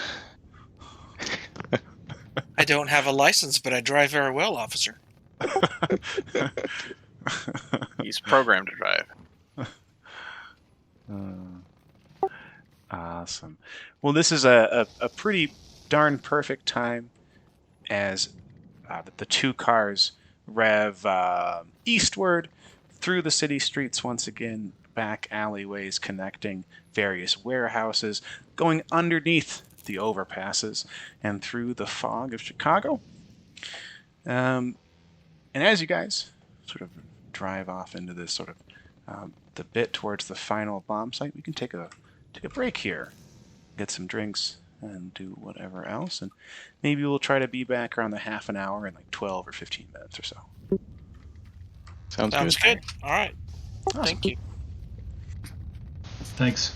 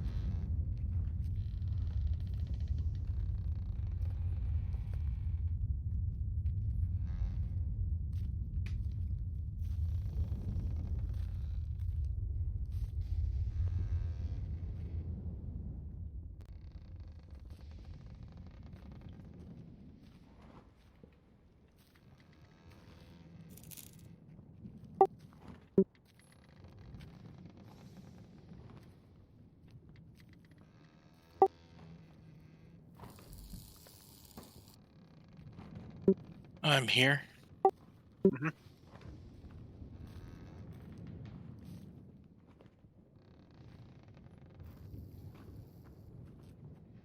Yeah, I'm back as well. Borrow's back. So is it worth getting Interface 0 3.0 if you already have 2.0? Yeah, it's a very divisive topic. I think so. There was like a lot of drama with it. I think the Kickstarter was late, and He's dealing with cancer and some other stuff, Yeah. so even Yeah. stuff from the Kickstarter I think is still not fulfilled. But I think there were some significant changes. I didn't play 2.0. I just read it a lot because I was wanting to play it. yeah, I think hacking is better. Golem mechs are worse. Hacking is better. Golem mechs are worse. Because hacking can be the same thing as it was. You can just set it up the same. He took out he modulated it, and so you can sort of pick and choose, and perhaps even increase the difficulty.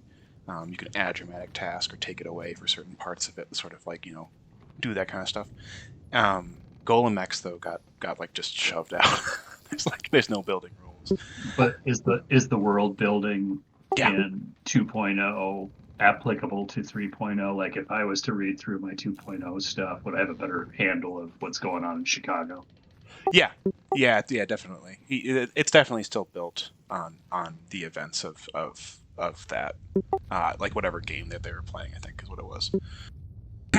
They had like a big sort of meta game that they were playing in their game group, and that's sort of what pushed it forward.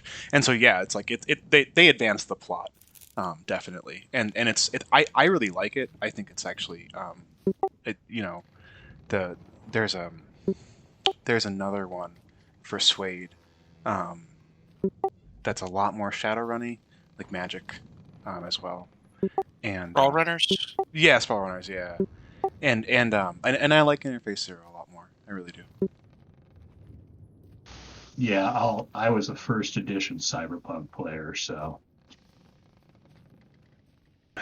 Cyberpunk 2020, another game that I studied like Cyberpunk like there was Black- going to be a test and never got to play. Yeah, actually, I used to play it back in the 90s, and when I first started playing Cyberpunk, it was the black box. It was like when I got here, where I live now, in 1989. We had that in one game, so I think 96 is when I was reading it. I never got to play it, but I wanted to. great game. Terrible, as with everything with a Netrunner, terrible hacking, but a great game. Yeah. I wanted to be a nomad. I just thought they were the coolest theme. Yeah, there's definitely and so they sort of did that with 3.0. I really do think it is worth buying because of the how he formats the rule books, where they sort of have this section on stuff. So in 3.0 it was a section on gangs, nomads, and I forget the third group, but it's a different group than is the base example for like several of the world stuff in 2.0. And so there is sort of a FOMO thing there where you're not getting a certain piece of the pie because it's a different focus in the rulebook than it was in a previous edition. So that is an interesting thing. His nomad types though are boat people. Is that right?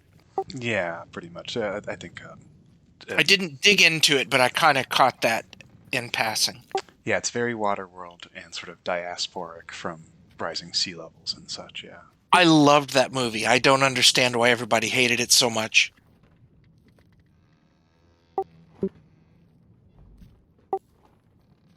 We were just talking about the old movies. It's like, well, if you don't like that one, then you don't really like Dragonheart. It's always my funny thing. If you don't like that, then you probably don't like Waterworld. Excellent. So we're go ahead.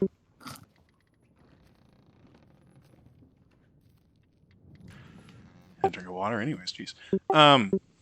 And so we're just sort of heading towards this last bomb site, right? Triggered from this heretofore unknown group, right?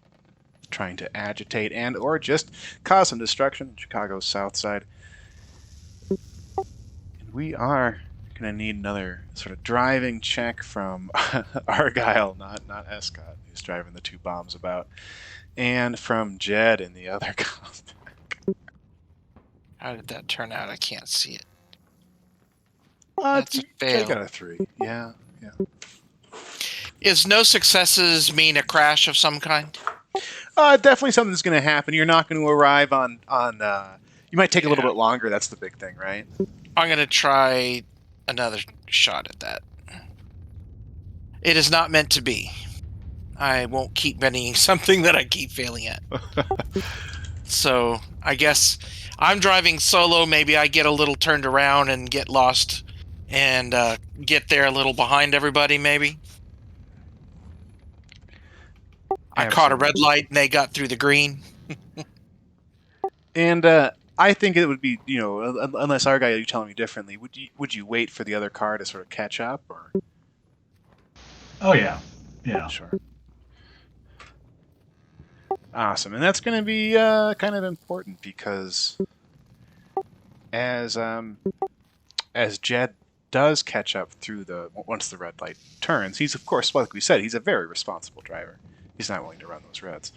And I'm used to shadowing people, not racing through the streets. Exactly.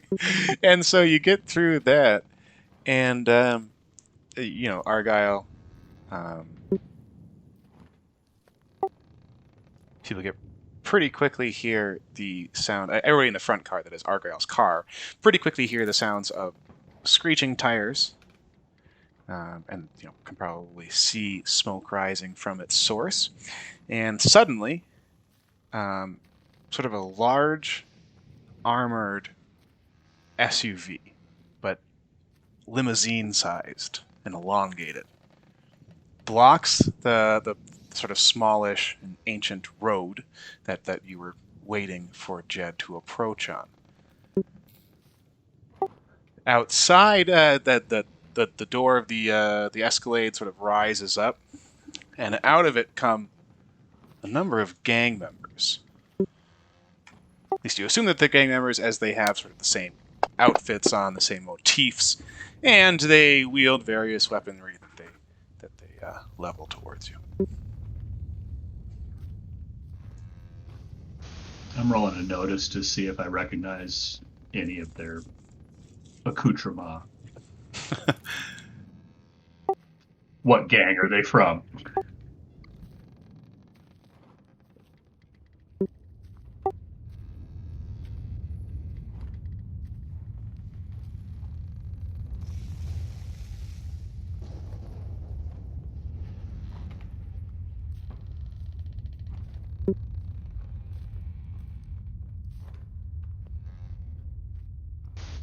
Oh, so they're trying to stop us and take our sweet ass Civic? And it seems so. They don't immediately begin to fire, but instead shout out, get out of the car, throw your weapons to the side. They obviously haven't seen the gigantic cat inside or the giant machine gun that Escott has. And they sort of approach it as a robbery, right? Get out, give us the cars. Okay, so they have cut us off, but they're not behind us. They are in front of you, yet blocking like direct access beyond. Throw it into reverse. Could always try to ram them. All right, so let's not with a Civic. No, we're peeling ass out, backward, reverse. So let's get initiative going here. I'm gonna throw. So let me just make sure. So Escott, you're with Argyle. Faro, which car are you in again? I believe I'm with them as well. Okay. Yeah, unless somebody said otherwise, I was assuming I'm driving solo. Oh, solo. Oh, and Mephi, you're in the car. You're gonna load down the bearing on the Civic. You don't have delicate suspension. I mean, that's up to everybody else. Yeah. So Mephi, do you want to go with Jed or Argyle here?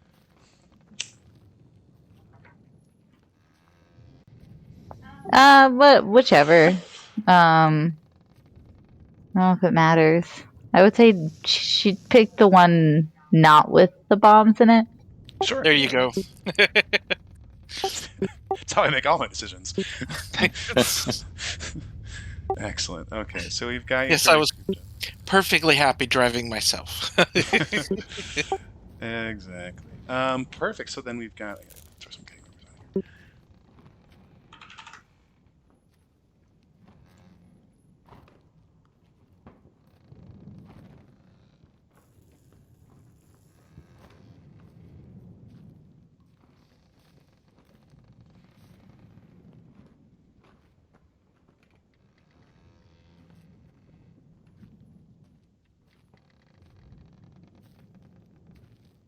Oh, good. They have guns. I saw clubs and knives, and I was like, no. Yes, yes. How awkward. Okay.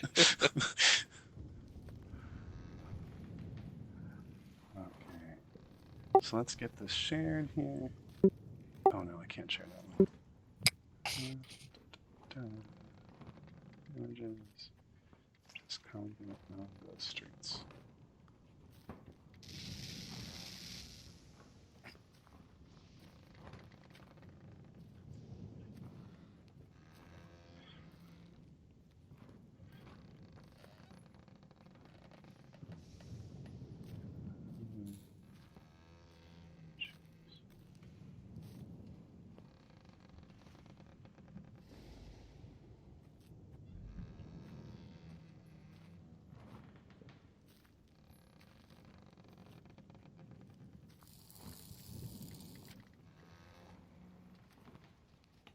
Or are we doing a chase?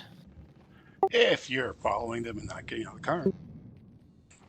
If you're getting out of the car and start to, chug guns at them, I think that's different. No. If he's peeling out and heading out, I'm going to follow suit. My theory is, if you avoid gunfights, you might not get shot.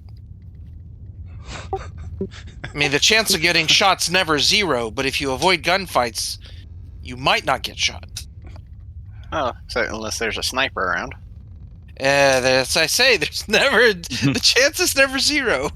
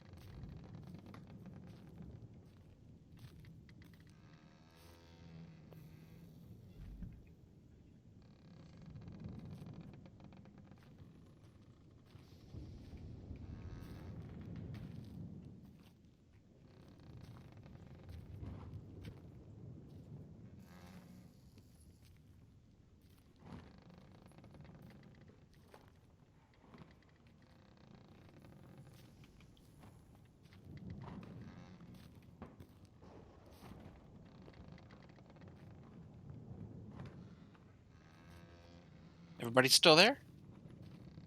Yep, just started ahead. Put everybody in their cars. Gotcha. Everybody gotta go in their cars. So that does all the stuff we want it to do. It's not so much for the automation as it does half the automation. It's very confusing when it does that. It's like all or none. Okay, so we've got Jed. Your perhaps actually a better way to do this would be sort of like and maybe got about 10 feet or so in between these cards.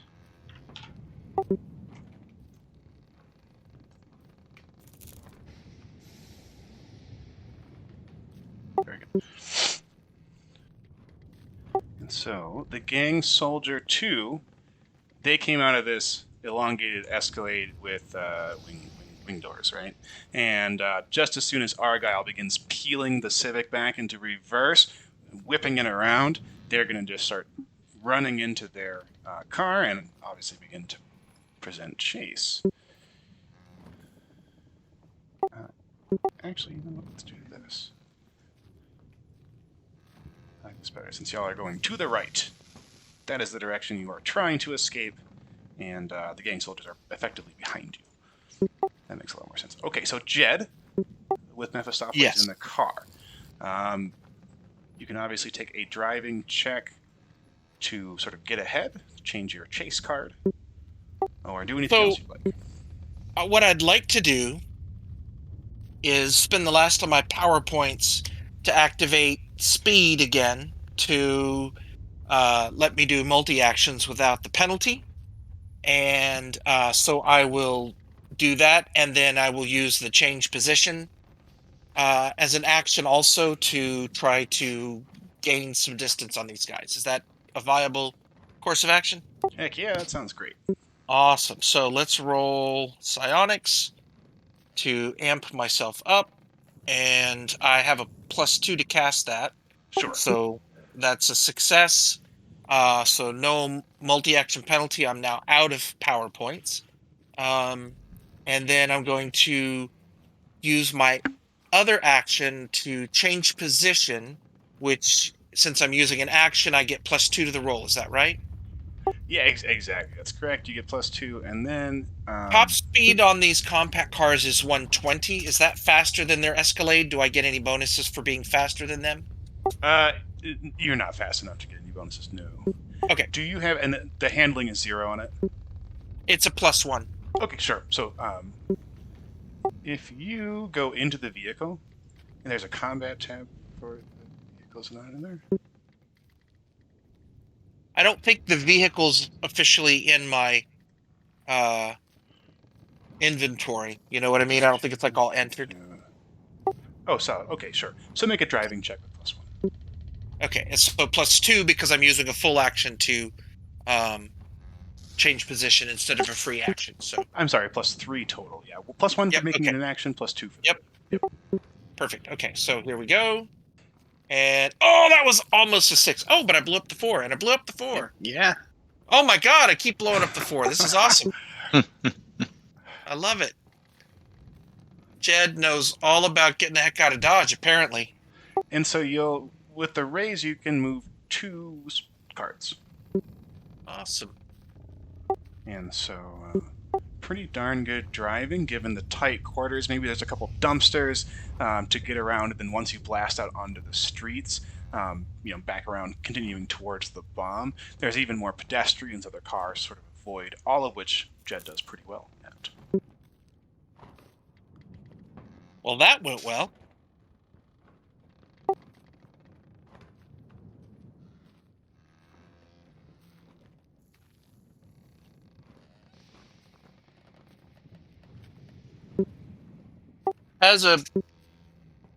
I've never seen her pull a gun. Can I offer her my pistol as a free action on my turn? Yep, absolutely. Need a gun? I actually have one. Oh, good. I don't think I've ever seen you anything but your hammer. Right? Right. So I think Mephi kind of, in cat fashion, looks at, is that, who am I with? Am I with Jed? You are. Great. Looks at Jed, looks at the gun, and kind of like pulls out her own and leans out the window, starting to pop some shots off. Excellent. And so, go ahead, target away. The driver is Gang Soldier 2, who's on the board. The other ones are inside the Escalade.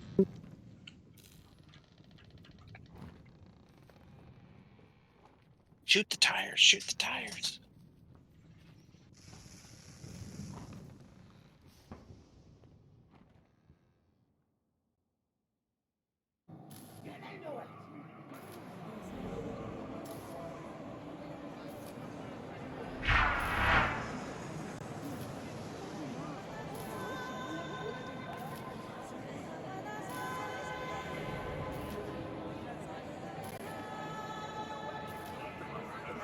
I just did the damage to the soldier. I don't know if you want to do it to the car. I wasn't really sure. I was imagining they're inside the car, so I wouldn't really hit them.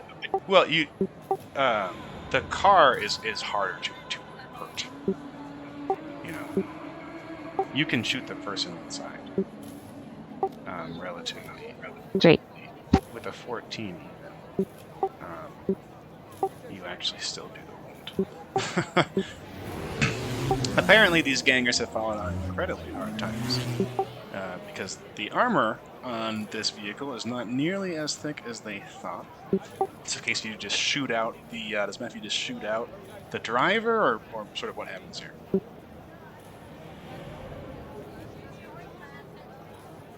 Yeah, definitely aim for whoever's behind the driver wheel and try to take him out.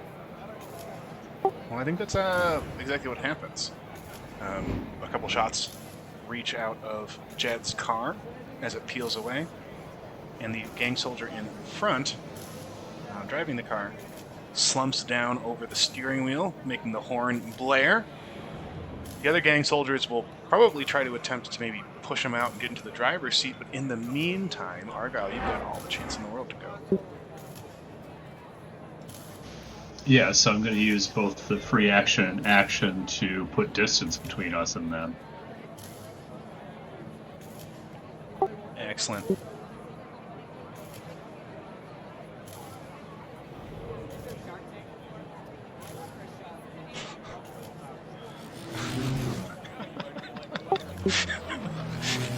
Showing off that blue door. Okay, I'm not sure how to put the modifier up to 2 for that action. Oh, in that, you can kind of see the modifier. In the lower left-hand corner, there's like a parchment-looking box. You can click on Got it it. and put a 2, yeah. Awesome. I see. Great. And so you'd be catching just right up to Jed then.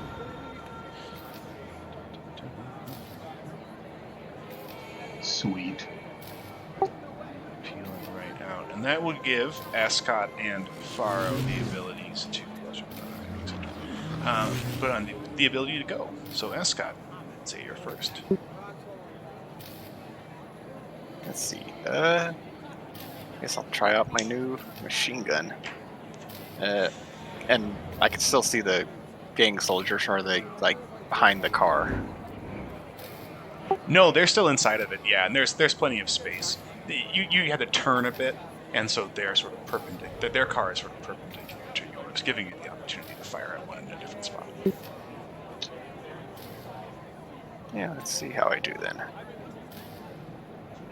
And Argyle tells Escott, feel free to fire through the back window. We don't need the glass. Will do. Oh, wow.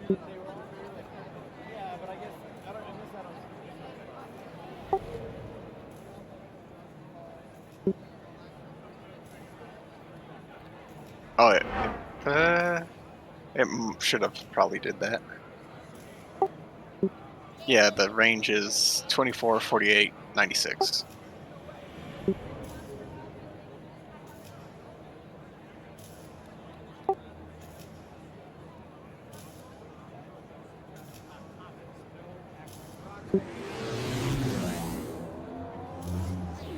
After Argyle gave me the okay, I just blasted through the back window and kept shooting straight back.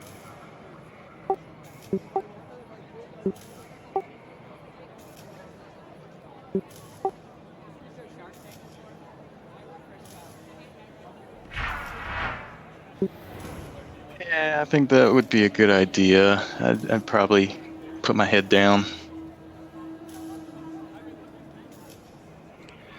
Oh, are you in the front seat or am I? Doesn't matter to me. I guess you can be since I shot out the back window. Sounds good. And so you could, if you'd like, you could try to, you give some support through a hacking roll and try to manipulate the street lights up ahead or other cars. Do something like that. You could even try to do something similar, like a test on these bad guys. Okay. Well, what's the range on hacking? Yours is just about 40 feet. Okay. Yeah, yeah, it does a weird increment. It's like 36, then 48, which in this case it's all in tens, so we can say 45. Or that you're at 36 in this moment. Would I be able to hack their Escalade, or are we out of range for that? Yep, you absolutely can. Yep. Okay, yeah, I would like to try and access their Escalade system. Maybe I could activate the airbags or something. Nice. Hacking roll.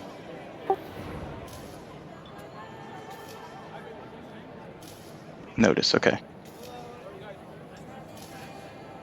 Right.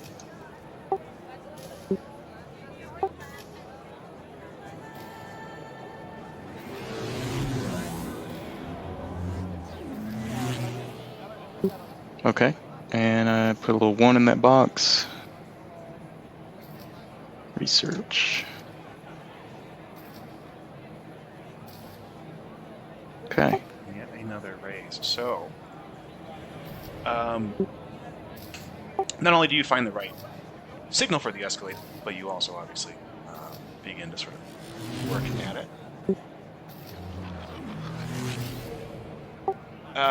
And then if you sorry, I should have mentioned this before. To then break into it is another action. Your research check succeeded with a multi-action penalty. Do you want to hack into it the same turn?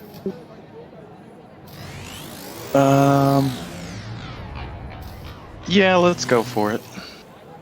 Awesome. So put a -2 in the modifier to simulate that second action. Then this will be your hacking check to actually break. And so there are some interesting consequences. You immediately notice, Faro does, that they've got some intrusion countermeasures. Should you fail this check, you'll still get in, but you have the potential. You'll take some potential damage, like they get a D4 against you. Okay. I accept the risk. Alright. That still does it, and you are able to break in. So now you own their system. So you're inside. So next round you'll be able to do as you please to it. Awesome. And so especially since your round can come just before Argyle's on the same card, so you can sort of do that before he gets ahead as well, if that was before. Gotcha. Excellent. Well, these gang soldiers are going to take a bit of time, certainly preventing them from using another free action, to sort of shuffle around the car, shoving out the one corpse in the driver's seat, leaving the other one in there, and then the remaining soldiers screech ahead. It's not clear if they are sort of continuing in the same direction or if they're somewhere else to go. They're still behind you, revving pretty hard up, and they're going to get a card in distance.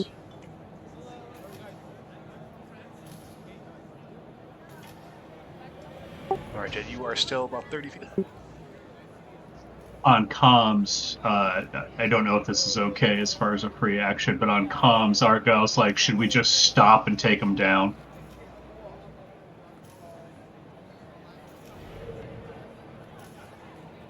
Well, took out a good amount of them. They didn't seem that tough compared to those soldiers we faced. We could take them. These guys were trying to rob you. I think they need to be taught a lesson. Let's do it. Well, Jed, what do you want to do? You're in control of the car. You are going pretty quickly. Make a driving check at -2. So +0 for what you've got. +1.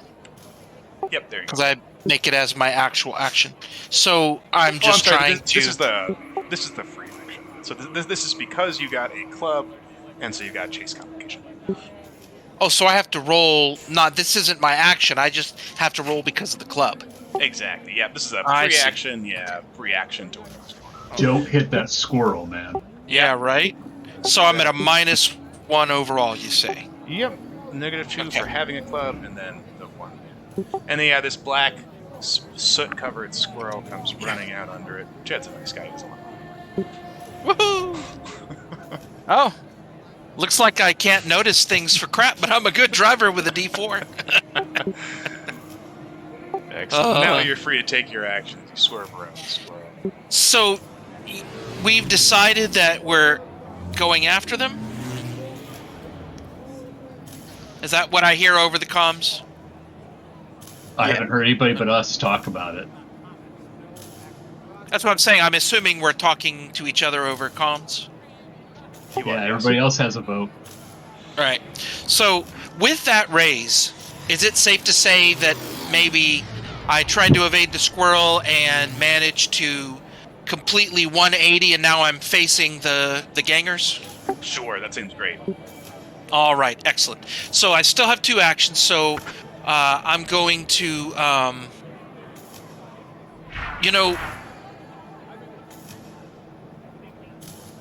Mephistopheles is on my same action card. Is that correct? Can we choose which one of us acts first? Why don't you take a shot at him, Mephi? Great.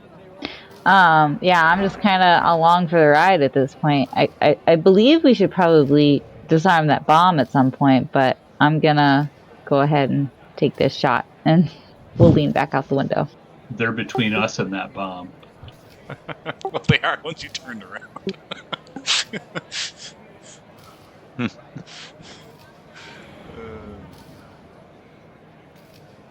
Sorry, is this gang soldier number 3? Yeah, the one that's on the board. Yep, he'll be driving.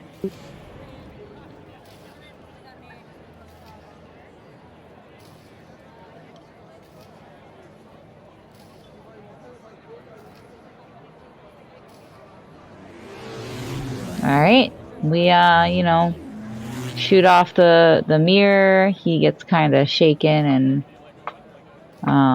maybe some glass gets blown his way. There you go, perfect. And there you go, Jed, up to you. Okay, so I'm going to take my first action as change position to head straight back for them.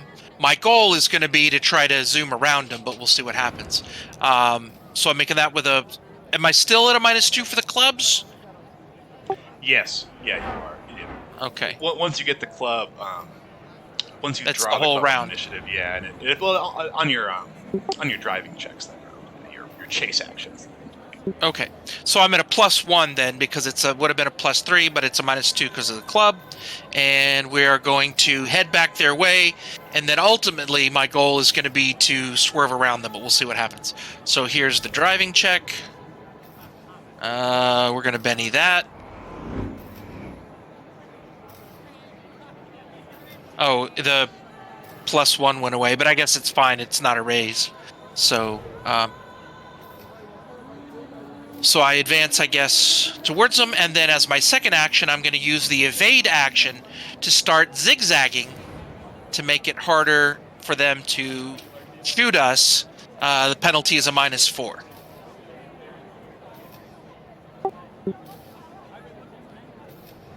So we're playing a game of chicken. And the gang soldier driving the car, sort of shakes it off, brushes away some of the glass, and we'll rev the engine towards Jed. Perhaps ironically, not sure, perhaps ironically having a greater chance of doing damage to you should he ram the car. Jed's Honda Civic is nearly as much. No, but I'm hoping that my evading makes it harder for him to hit us. Yeah, it certainly does. And perhaps due to the body that's just been shoved out of the car and sort of wrapped around, it gets sort of caught up in the wheels, and the car doesn't actually move very much at all, simply sort of churning out on the ground. Unfortunately, there is another gang soldier that leans out the window while the smoke blares upward from behind, and that's going to fire at, I guess, at Jed driving the car, although given his driving, there's little chance of an actual hit, and quite a wild shot. Missed the driver of that first car. So here we go. Argyle, Escott, and Faro all in the car and a little bit closer to your enemies than you were last time. You're sort of facing the other direction, but could easily turn about. Did they not advance one space towards us? No, they failed their check. Oh, They've had to switch drivers twice. dang it, man. I was hoping they were going to be in front of me so I had a chance of getting past them on my turn. They've had a rough go at things. Yes. So Tandar, it might be a good time for Faro to start hacking or Escott to fire. Yeah, Argyle's going to hold until Escott and Faro do whatever they're going to do. Is there any columns or posts that we could maybe redirect their Escalade into? Yeah, there's a number of large dumpsters, a lot of objects for you to hit. And there's not many people out at this hour, right? Like pedestrians or anything like that. No, you're fairly safe right now, and you can wait until the opportune moment where no one is struck. Great. Okay, yeah, that's my intention, is to steer their Escalade into one of these dumpsters or something. Absolutely. And so it will be a driving check. Okay. You'll use the skill, once you've hacked them, you'll use whatever skills, piloting, drones, shooting. Gotcha.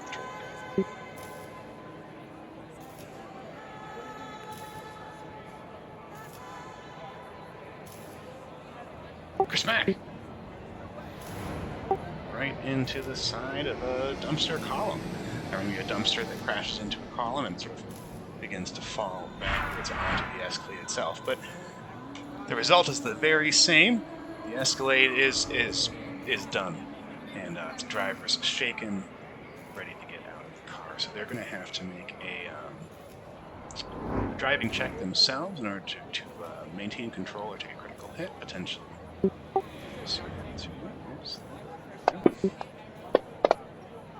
Oh, they do just fine. And so managed to maybe squeal their brakes before They're on a... Oh, they're not on a... Wait. What was the clubs about? The club was... Yeah, jets. Oh, the clubs was my initiative. Yes, exactly. Yep. Gotcha. Okay. Yep, triggered by the initiative, then the effect is on the cards to make it extra special. So if you had been on the hearts, it wouldn't have the effect. But the clubs on your queen of clubs is what triggers the man. Gotcha. So that's awesome, Faro. You really smashed up their car. Trails of smoke leading up from it. Escott, I think it's up to you. Yeah, it seems that they're still moving and they didn't kill themselves in the crash. I guess I'll do the job for them.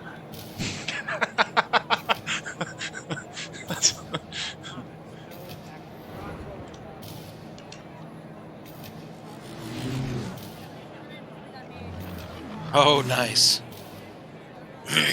That should do it.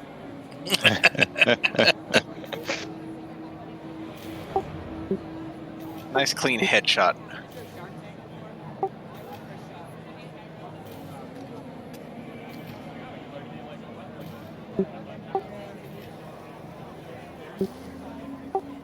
Is there anybody willing to get in the driver's seat? It's the unlucky seat now.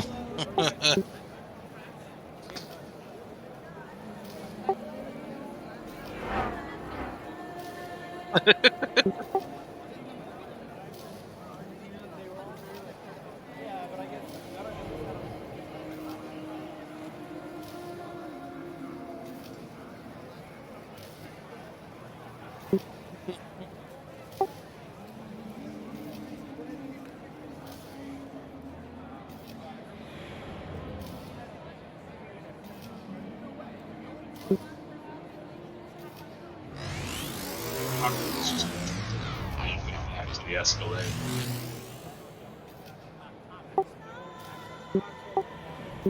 Argyle's just going to go turn the car around and go back to the Escalade. Excellent. And so driving We back... might as well see if they have anything valuable for us. They had guns. Now, that is clever, because inside the Escalade, just seconds later, and there's sort of like a strange crowd of onlookers. that have maybe stopped their cars or pedestrians from across the large street. A couple drones floating from above, and you're taking footage, right? Maybe recording, obviously, with their taps, and so quickly searching the car, you find a couple of light pistols, as well as like the mediocre armor that they are wearing. And it's pretty clear this lines up with what Argyle knows about the sad state of the wolves at the gate. But there's a large amount of cash in a briefcase, like 3,000 credits worth. Oh, nice. Crypto dollars. And a lot more money than their gear would suggest. If folks want to kind of search the car, they can take a notice roll, or if anybody does anything else, let me know. Sort of differently than that. I think I'm focused on the bomb. There could be more money in there. Oh, yeah. I don't know that I stop. I think I keep going because I was set on playing chicken with these guys and getting around them. So I'm just laughing maniacally because now they're crashed and we're past them. Yeah, over comms, we'll catch up. I'll start assessing the bomb and be ready for you, Pharaoh. Okay. Try not to blow up. And so sort of getting through the onlookers, Jed and Meth take their sedan out towards the bomb site. Argyle, you get a raise. Escott, you succeed as well. And then Faro, are you doing anything particular while the other guys sort of toss the interior of this Escalade? No, nothing in particular. I think he would probably really have eyes for that briefcase full of credits. Absolutely. Argyle, you find a tucked away, what is essentially a wireless hard drive. Just like an external hard drive we have today, but instead of having a USB cord, you can kind of like flick it on and the Bluetooth connects to your tap. Repository for information, but it's wireless instead of being connected. Oh, very nice. Gonna pocket it for now because we gotta get to this other bomb. Excellent. And then, for Escott's purposes, you examine their weapons. They've got light pistols, far worse than I just forgot what it's called, but the one that Jed's, the big heavy one that he's wielding. And then some now pretty holy armor. Actually, I think it's... What is it called? It's kind of funny. There's a brand and everything. Rhino? No, the Wasteland Traders, which is like Mad Max styled. they intentionally aestheticized towards Mad Max, and so there's like armored tires and stuff they've got. We can still take those pistols. They're still worth something. Go. Rainy day pistols. Awesome. So, rushing back to the car. Argyle, I think you start heading back towards this bomb site.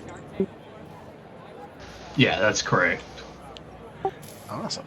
Farah, do you want to... You've got a couple minutes on this ride. You've already taken the unfortunate detour of dealing with these, poor gang members. Mm-hmm. Do you want to take a look at this little piece of electronics they found? I sure would. Excellent. So Sorry, you're talking about that. You're talking about that external drive. I am, yeah. If you'd want to hand it over. I threw it into my pocket. We're heading for a bomb.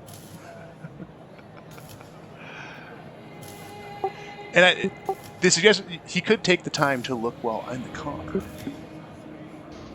If I even bothered to tell him I had it. Okay.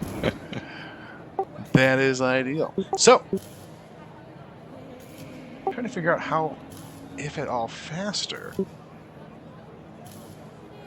Generally get maybe a moment or two before. But probably not too much significantly beforehand. Probably is perfect that he got there a few moments, minutes early or whatever, because he's so cautious anyway. So by the time he's like creeping around, like checking for snipers and looking and this and that, they just come rushing up and we all get there at the same time. Does that work? It does, absolutely. I And like that's that because I see him as the very like look before you leap type. He's overconfident in his abilities, but he's not uncautious. Like he's 61 for a reason. exactly. It's actually pretty amazing, given his lifestyle choices. Sure. They're risky.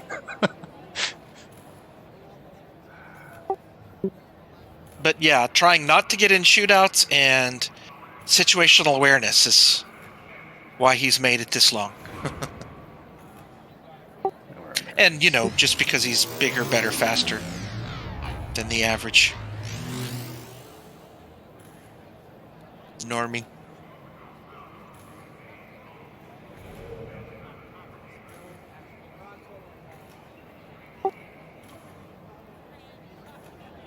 Jen, you've gotten out of the car with Matthew. You know that Argyle and his crew is not too far behind. And like we said, you begin to check it out, make sure it's all clear. And though you don't immediately spot any danger, your eyes eventually fall upon, about a block away, a car that at first, maybe because of the perspective, you thought was more parked. But no, it's definitely in the middle of the road, and it's one of its doors is ajar. And then you can sort of see like a lumpy figure, that must be a person, lying on the ground next to that door that's ajar.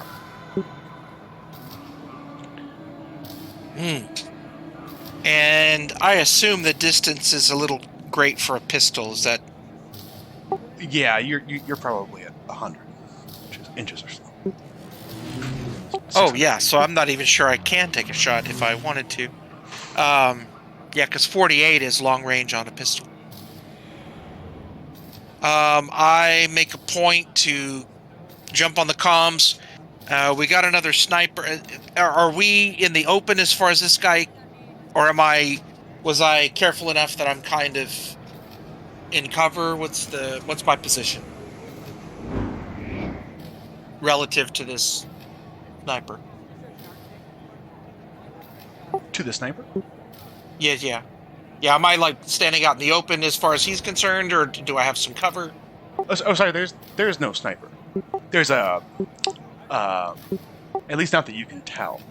So describe what I saw again. Maybe I misinterpreted what you described. Yeah, no worries. Sorry. No, there's like a body or something on the ground. Gotcha. Yeah, it doesn't like move or have a weapon, but it's like a person that is not moving at all. Yeah. I was picturing somebody had a car parked, the door open, and they were laying on the ground waiting to shoot. Yeah, it doesn't. No, so yeah, you take a moment, and maybe that's what you think, and then, but nothing happens, and then another moment, and they don't move at all. Gotcha. I jump on comms and I'm like, ladies and gents, we've got a body over on the other side of the intersection. Do we want to split off and have somebody check that out while some of us head over to the bomb? Yeah, where is it in relation to where the bomb location is? Between yourselves and the bomb. Oh, okay. Yeah, so you're going to have to go around, or sort of on a grid pattern, you could go around it. Then I'm gonna do something different. I'm gonna make, or you tell me if I need a notice roll. As I get, I guess, close enough to the body, can I see? Has it been shot? I'm wondering if someone else took a shot at this guy, and we're about to enter that field of fire.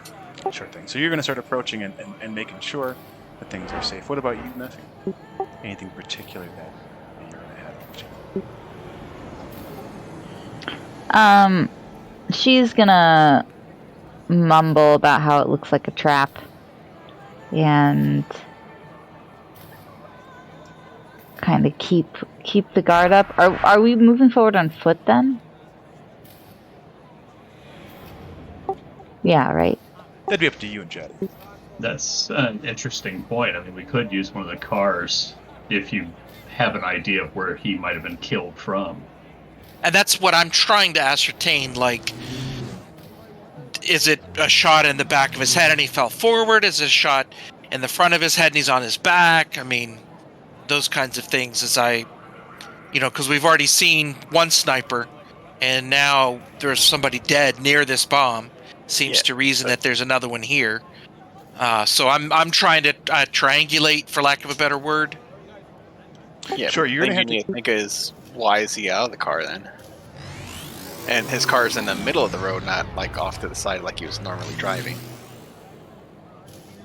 So definitely, from this distance, you'd have to make a pretty hard notice check. So, approaching on to get a better look is a good idea. And so then Jed, in the moment you have before the others arrive, would you want to drive a little bit closer to look, or Yeah, sort of I definitely would rather have the cover of the car, than just walking. So I'll drive a little closer, and then try to see what I can see. About like, do you want to sort of like split the distance in half? Go from about 100 to about 50. Do I believe that I'll have a shot at seeing something Yeah, at that distance? That'd be a lot better. You know what? I also have binoculars in the car. There you go. I didn't think about that. I may be able to use those right now without getting closer. Yeah, let's do that. So whip those out and take a peek. So give us a notice check then. And then, okay. Mephi, do you want to support in any way or do anything like that? If it's reasonable, you certainly could. You're going to penny that. Although I guess I should wait till I hear if she's supporting. Yeah, I have like dark vision and low light vision, but I don't know if my notice is any better than yours, so I don't know what I got to offer other than instructing you how to use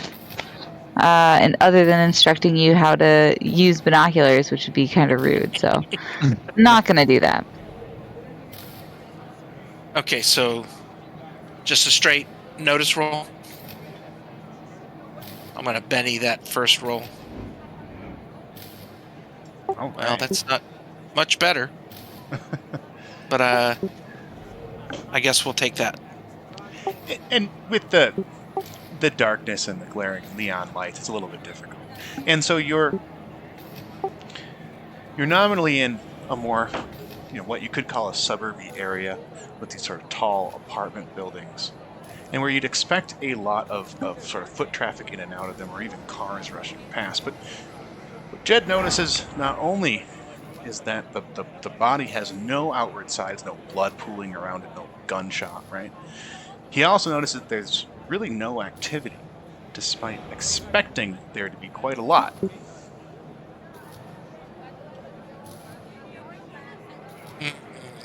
It's like walking in the woods and all the bugs start chirping. Stop chirping. I think I agree with Mephi. This feels like a trap. I convey what I've seen to everybody. Folks, looks like we got a body down next to a car in between us and the bomb. Don't see any wounds on the body. Also, the area's deserted all of a sudden. So, I don't suppose you have a Geiger counter on you, do you? I do not have a Geiger counter, no. Curious, though, what we would do with that. Thinking some kind of poison, and the closest thing I could think of that's could happen is radiation.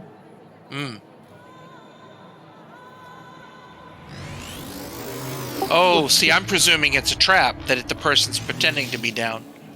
Oh, or that, yeah. That's an interesting just thought, shoot though. 'em. Run them over. No, not willing to do that. Just in case it's not a trap. Well, Escott and Faro and Argyle would arrive pretty quickly just after you relayed the comms, a moment or two. Their car slowing down to be just next to yours. I reach over and I hand the binoculars to somebody so they can see. Hold on a sec. So we've been pulling up, and he's been relaying to us that there's this body, this person down in the street, right? That's what I've conveyed. Yes. At first, thought it was a result of a sniper taking somebody out, and now I'm proposing the possibility that it's a trap of some kind, so that we're supposed to go and look at the body while somebody else takes us while we're not aware. But I mean, if there's a bomb about to go off, that doesn't make sense either, though. We're just gonna Because pull up. We're just gonna pull up right next to this body. okay, so y'all just keep on going, and I guess I'll get back in the car and start to follow. Well, or just wait and see what we find out. Sure.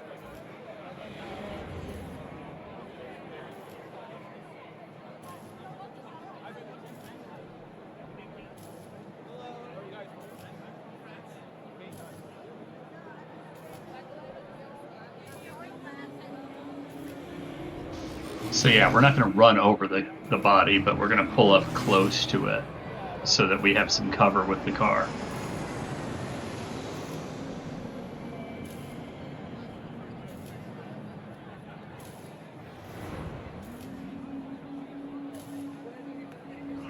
As they're doing that, I don't know if I have time to do this, but I've got a laser mic.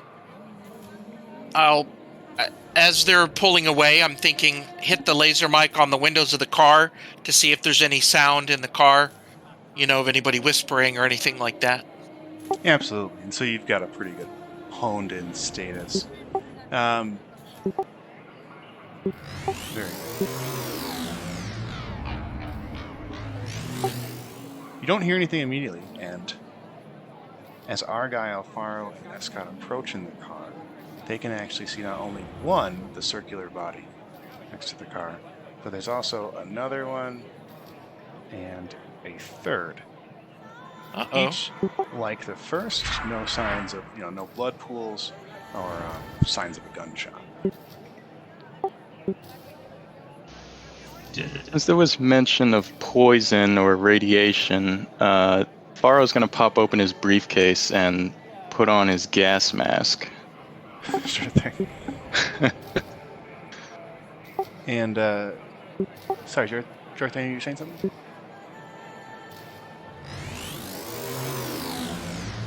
Yeah, I was just curious. How are these people dressed? Little description, please. Yeah. The bodies themselves are... Sorry, I was getting ringing. They look the exact same as the... as the attackers who were setting the bomb outside of the watchboard.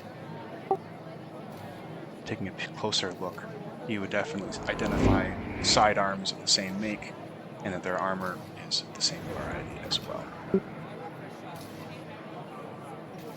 He realized that to the crew via the comms.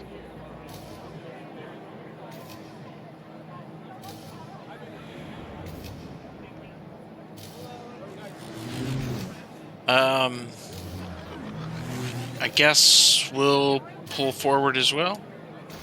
Yeah, I'm thinking maybe the bomb's still in the vehicle or somebody's taken the bomb from them. Gonna stop the car and get out. Pistol pulled. You go Pie poke ready? the bodies with a stick. Yeah, so folks, get out of the car, then let me know if you want to sort of stay in. And as you do, you hear as you get out of the car, that is, you hear a loud and echoing, and with no small amount of electric tinge, a laughter. Oh, that's entirely manic and detached. The laughter is coming from above you and on top of the building to the left. Map left, but it was top left. And you can see a figure up there, sort of cloaked, with a large wide hood. That's the source of it. And it's almost like he's laughing through a loudspeaker, although you don't see any electronics going off.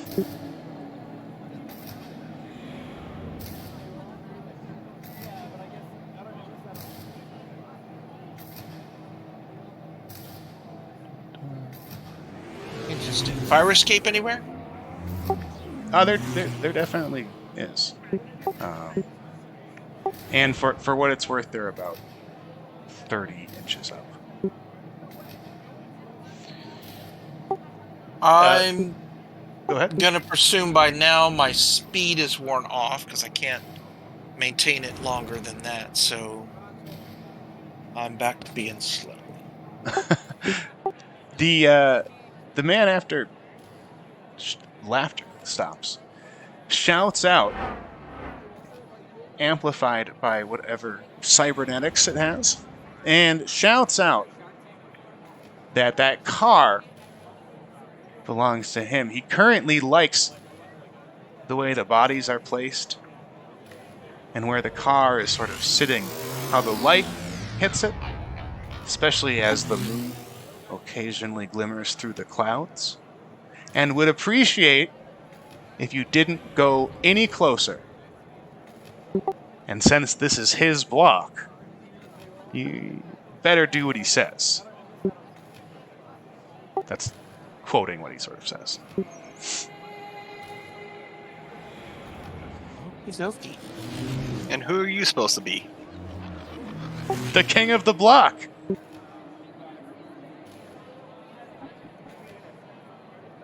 You got any references for that? Well, Yeah, that's taken what I aback. thought. All fear where I walk. You see none out. The street carts have stopped coming. Ravenlock doesn't come here anymore either. So most know and respect it. But now suddenly there have been 2 intruders this night alone. See it shaking its head in the distance.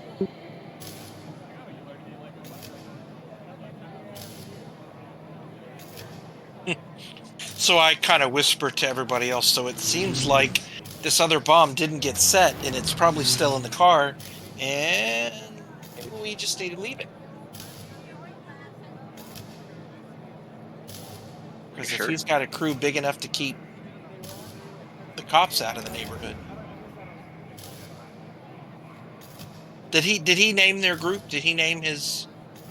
No, he just said he was the king of the block. That's Can I roll common knowledge with Streetwise to see if I'm familiar with someone calling themselves king of the block around here? sure. Certainly see if you've heard anything on the net about this particular individual. Yeah. Do I get +2 for Streetwise, or is this too obscure? Honestly, it's probably too obscure. The gentleman Fair isn't enough. actually that well known. I suppose I can help him with street cred or something. Yeah, the simple success. I don't know if that's good enough.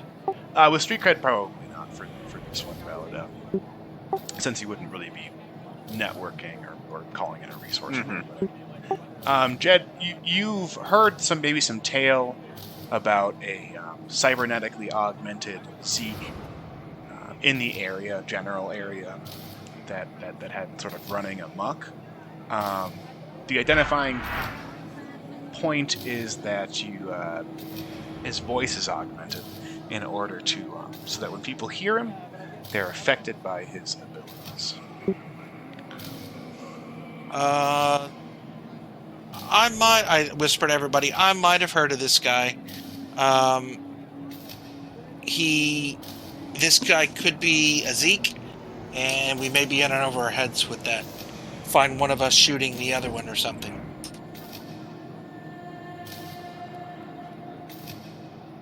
So, shoot him first? Maybe. Or maybe, I don't know. Now I know I'm not going up the... I'm going to jump back in my car and shut the door. There you go.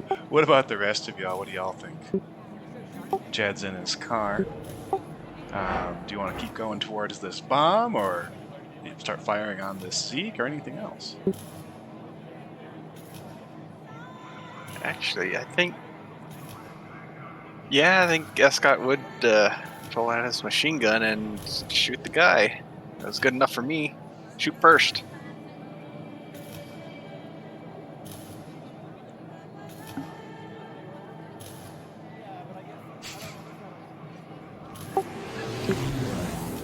Neffy's And- not super into firefights. She's a lot better one-on-one. Do we know where the bomb is? We know it's not in this car. We know that it like got set up somewhere, or no? You do not know that. How much time is left on the bomb? You've got a reasonable amount of time. You're not in Okay. like a pinch right now. Yeah. And that's even if it's armed. Exactly. Yeah. So Yeah, it you've would got some seem time. like they didn't even make it there. Yeah, it doesn't necessarily exactly. You said he was 30 inches up?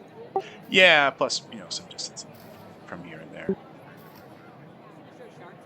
Yeah, and if nobody suddenly shoves Ascot's gun downward or something like that, the bullets would definitely rip out and break the silence. Alright, here we go. Yeah, Argyle's going to use Scott as a diversion and dive to the car and find out the bomb's in there. There you go. Alright, here we go. Gonna go with this full auto.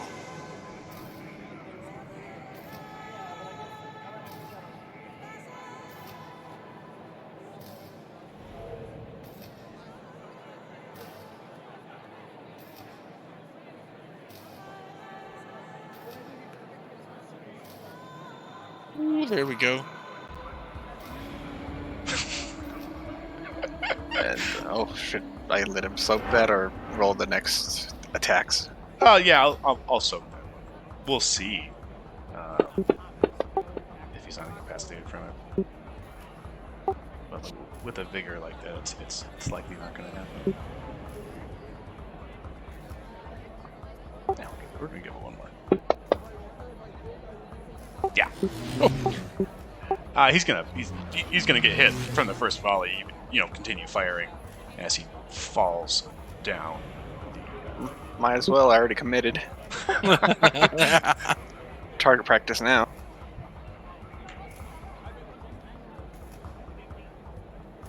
Hey, I missed that one. Yeah, he's falling faster than you anticipated. Yeah.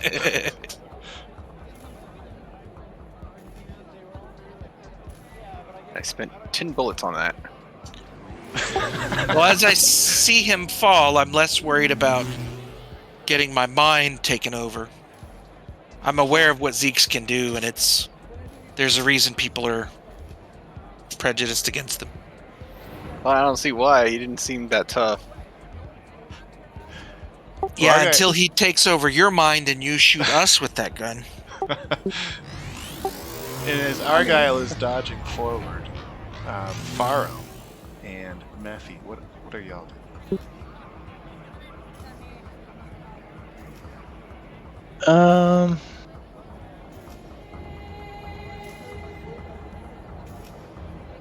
I think I'm gonna take Argyle's lead and try and move forward here and maybe look at the bodies. Sure thing. Yeah, I think I'd fall in line into the advance. I'd kind of look back at Jed, who did get into his car already. Yep. And just kind of indicate I'm gonna check out the car here first before we move on. Sure.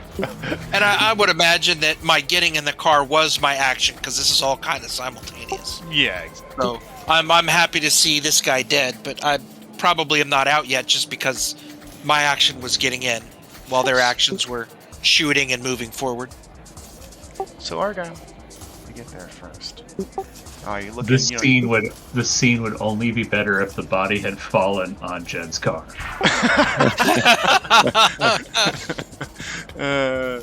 Just smashing.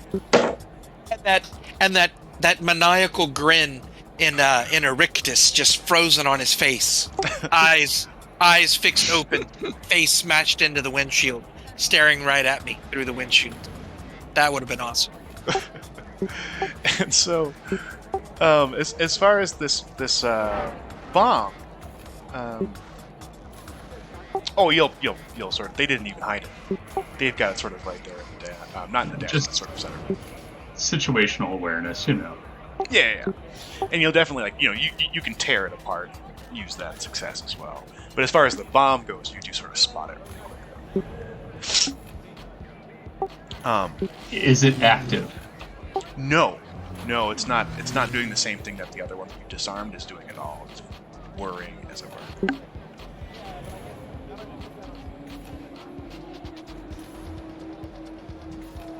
Well, other than that, I'm just going to take a look around the car and see if there's anything else interesting. Excellent. Like, is this a better car than mine? I mean, it doesn't have blue paint on it. It's scratched on the side. Well, yeah, Scott, you've been grabbing everything else to resell. This would be a good one. Oh yeah. First, I'm gonna go check this puddle I made. You find a couple interesting things, both with Pharaoh on the body and Mephi and Argyle looking more generally towards the car, and of course noticing the other bodies. Pharaoh, the corpses weren't made by anything that you've ever sort of like witnessed before.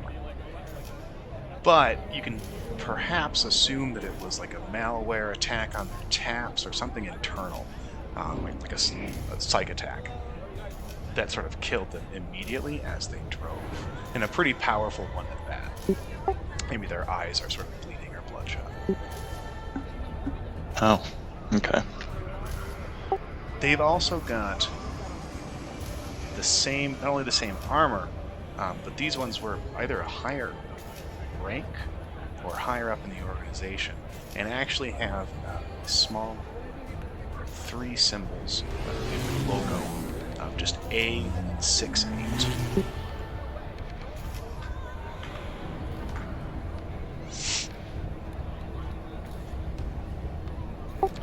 Inside the car, that logo is repeated a couple more times. And other than the bomb, it's entirely spartan. Nothing even in the glove compartment. I see you out there.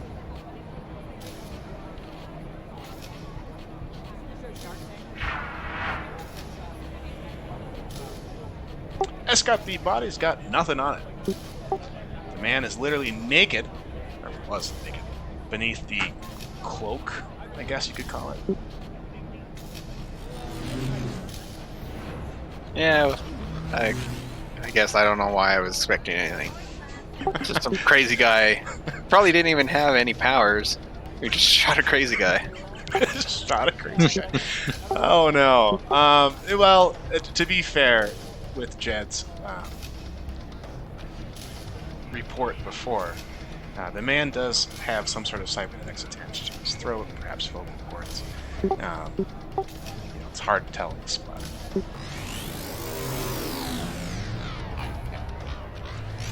Well, if it was that guy he was talking about, he's dead now. Yeah, absolutely. And Argyle, you're thinking about A6. Yeah, you don't know anything about that look. Maybe you even rip one up as you look.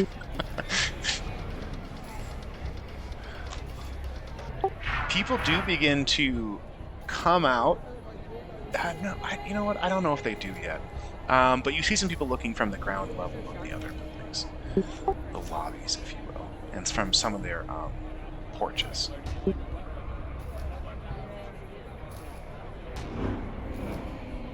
Man, this must be a rich neighborhood. They have porches. Windows, you know. Front stoop. Yeah, exactly. Like, you know. And they start talking to one another about the.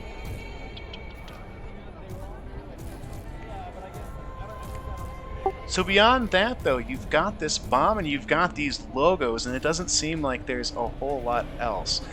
Unless, Faro, you've got some creative ideas for hacking or something like that. Can I do some internet research about these logos, like doing social media searches and 4chan discussion forums and... Yeah, absolutely. It would probably take. It would probably be out of the scope of this particular scene. You might want to do it on the downtime. Yeah, just after driving, obviously. Okay. Argyle is seriously interested in if this is a better car than his. Oh yeah, he can take it. Yeah, absolutely. Like the a quick sort of hack by if Ifaro could transfer the control over to you, absolutely. Okay, so we'll leave this bomb in this and get the other 2 bombs and put it in this. Oh, well, since you're getting rid of your car, can I have it? Absolutely, it's yours. Now you don't have to sleep in a box. Yeah. You gotta Well, now I imagine- have a car to pick up that waitress. There you go. The full story of this is one car came in, they die. Guy screams over a loudspeaker. 2 other cars come in. One guy examines car, shrugs, gets inside of it. The other guy taps on the window, asks him, gets into his other car, and they all drive away. That's the police report. You forgot about the point where we put a bunch of bombs in the one car. A bunch of oddly shaped packages. I mean, I guess if we're keeping the Civic, we could have left the 2 bombs in the Civic and just driven off with 3 bombs in 2 cars. Jourdain is oddly, kind of hoarding of those bombs. He's like, no, we got all of them in my car. They're my bombs. No, I'm happy to share the wealth. We can put 1 bomb in each car, as far as I'm concerned. No. I'll do my best to help fence them for you, but you can carry them. You keep them safe. I'm not gonna blow up my driving dice forever. Yeah, right. Yeah, literally, unfortunately. Right. So yeah, driving these 3 cars back. You've got. I think the watchboard has some pretty safe spaces to do that research that Jed was talking about, or look at the bombs, begin to talk to people about fencing, all those sorts of things. And since the sort of job or the questions are still there, is it fair to say that we can return there for you guys to start that portion of it, answer those questions? Yeah, have a place I'd rather be. As long as nobody stops us, yeah. I think it would be a little odd bringing the bombs in there to investigate them inside, but otherwise sounds good. Just don't tell anybody what they are. Maybe they have a party room or something. Exactly. It's a slow night. They'll give it to us for free. Yeah, somebody call ahead to talk to events and find out if we can get a room. For the private booth in there. No, there's definitely a couple meeting rooms for just those kinds of occasions. And so, it's pretty interesting that you're coming back just around, midnight. Of course, the place is pretty much open 24/7, so the hour is not so much of interest as the fact that you're returning for the second time. But still, they give you the second of the back room and allow you to sort of begin. Take out the bombs, sort of take a peek at them. They're pretty nice. Go ahead and do a research roll on whatever numbers or tattoos or whatever were on those guys. See if we can identify this group. Absolutely. And so it really is kind of like a flag stitched on their armor. But of course, not with the flag, with this little A68 thing. Yeah. Very good. Got a raise on research. Nice. Absolutely do. And so you're really doing internet stuff, right? The 4chan, the social media. Yes, see if hashtag this and Google's image searches and all the different kind of stuff an investigator might use to to look at more than just what Wikipedia says. And so that's going to take Jed a little while, but he's going to find out some pretty interesting facts. And obviously from the internet searches, it's not it's a little narrow in scope sometimes just because of what you're able to find. And so Jed sort of feels that. So there's definitely more stuff to find out about the agency that other characters can do. But over the time that he spends, I've got to, of course, open my thing here. Jed finds, I got a raise as well. A68 is a reference to a terrorist organization known as Agenda 68. It's some vague reference, as far as you know, to some event that happened in 2068 in one of the rural states of America, but it's so lost and sort of legendified that you can't really pin it down. If it was this riot that went bad, or this explosion of a factory, something along those lines, or a bunch of people died, and it's sort of a rallying call. unfortunately, they're a terrorist organization, pure and through. They have deep ties to the NAC, who has that army that's blockading Chicago. And not only that, but they specifically have been known to not really gain members so much as buy them by using simulacra that are grown in vats and then, illegally, this is all very illegal, turned into this sort of private terrorist army. Perfect suicide bombers because it's nobody's brother, uncle, cousin. Exactly. And they also, as sort of their motif, their MO, they use terrorism to justify sort of a knack presence. So they'll come in, cause up a bunch of troubles, and then some North American conglomerate corporation can come in and pay for private security or get paid for private security or Phantom Menace kind of maneuver. Yep, very much so. A protection racket type thing. Yeah, amongst whatever else is sort of convenient for them. Mm. Oh, they have weapons of mass destruction. Let's invade. And so, as far as the rest of you go, this gives you a lot of opportunity to sort of, do this might be a thing for street cred, where you can call in some favors for information that way. You could also do your own research or investigation rolls, look at the bombs. I'm going to give that. Argyle's going to hand over that drive to Faro. Well, I was going to say smash it with your hand. Yeah, okay. No, now that we got everything we needed, I'm just going to hand it over to the tech. Yeah, what's this? Found it in the SUV. Okay, I'll take a look. So I think, a simple hacking check could probably get it down. Okay. The encryption is not such that it destroys itself under a certain amount of tries or anything like that. It's almost kind of offensive. Excuse me, drop something in the background. It's almost kind of offensive how poorly secured it is.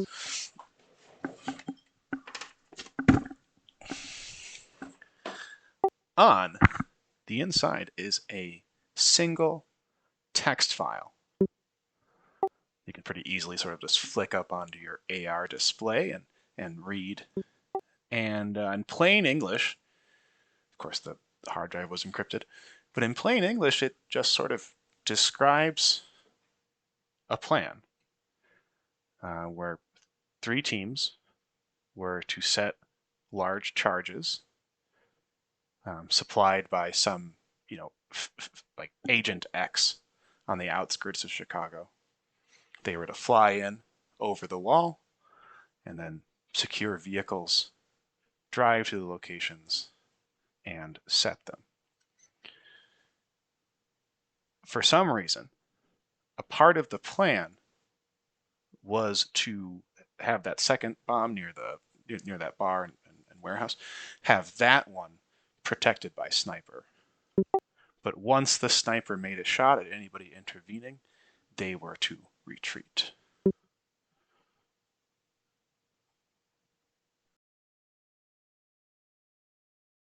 So all of that sort of is detailed in this plan, but there's no real context or reason behind Logic. Mm-hmm.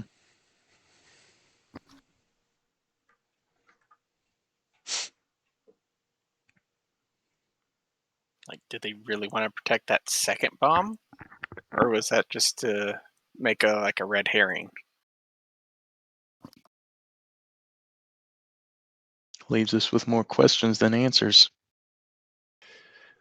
Now, that wireless drive was found in the SUV with the gangers. Yes? Mm-hmm. Yeah. That's odd.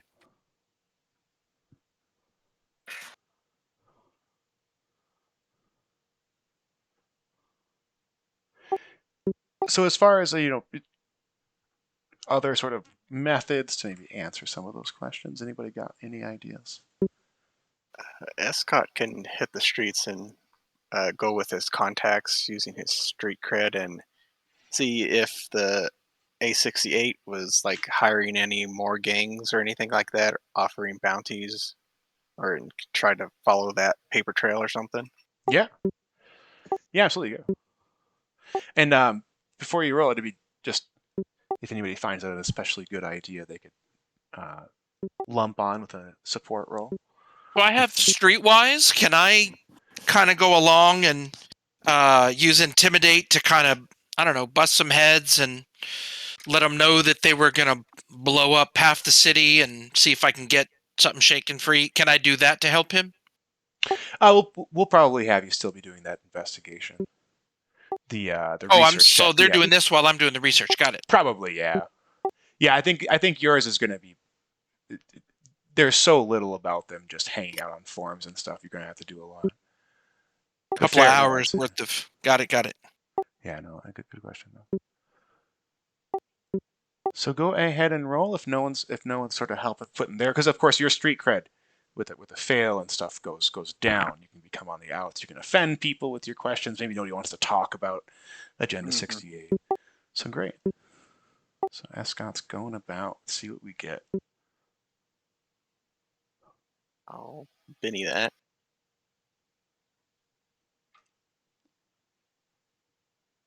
Better. There have been groups buying up contracts, but few gangs have been desperate enough to work. A group, sorry, there's been a group buying up gangs, multiple, attempting to, but few of them have been desperate enough to do the work. Which explains the wolves at the gates looked like they were pretty down on their. Well, I guess I'm not there. Never mind. Sorry. Yeah. But fair enough, all the same, yeah. And you know, Scott, you succeed pretty well. Do you got like a friend that you're talking to in particular? Gun shop, gun range friends, buddies.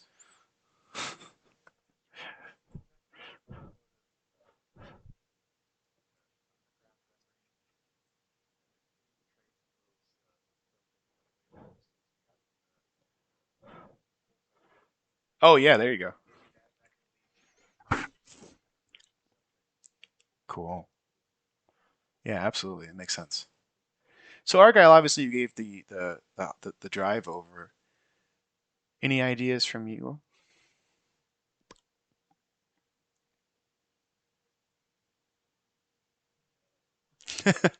That's fine. Yeah.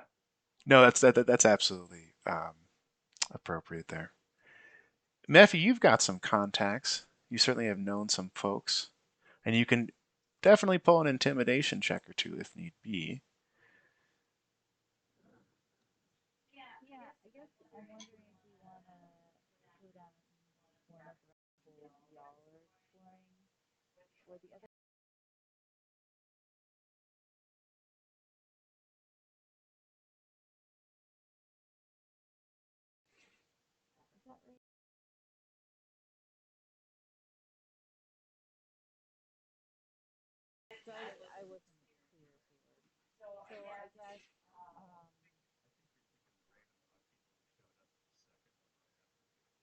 Oh, sure, okay.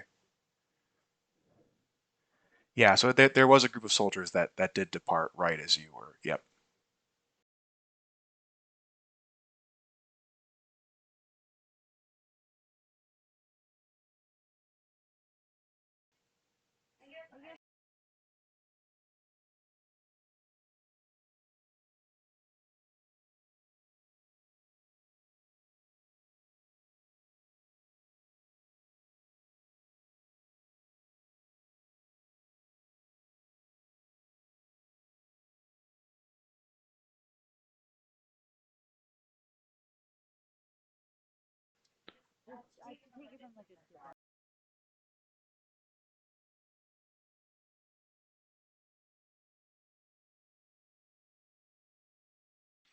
Sure. How would you explore it?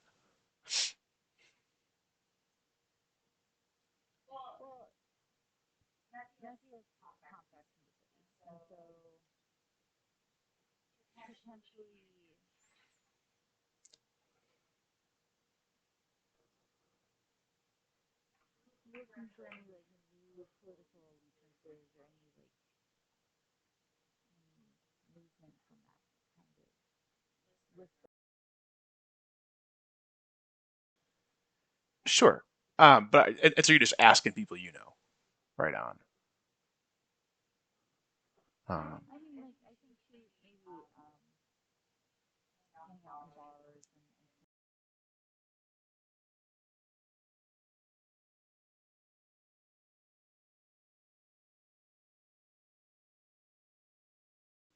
sure. And so you want to do like a street cred? Do you want to sort of like risk, your part of it? Do you want to sort of just do a persuasion check or an intimidation check to do either of those around those watering holes? What are you thinking? Great. Go ahead.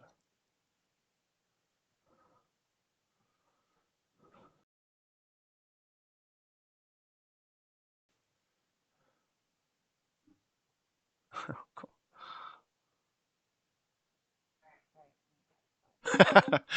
Seems like it was fate. Well, there certainly are things at play here.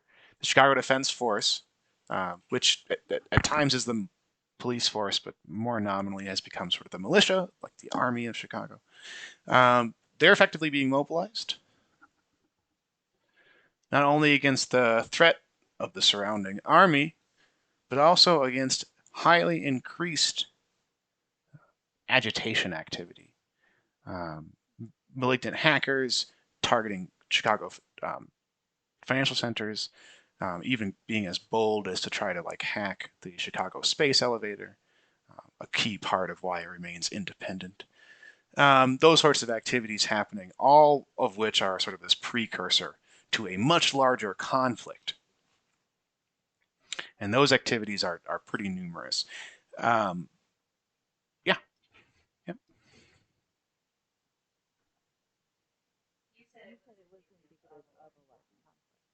Yeah, it's the kind of things that state actors do before going to war. They agitate, they poke, they test defenses, right? They see what they can get away with, all to sort of see responses and stir the pot, and then test certain theories before they actually go into a larger war.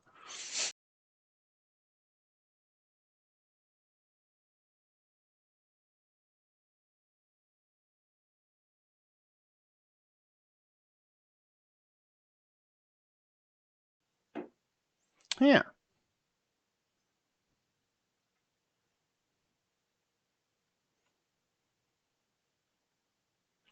Once, go ahead.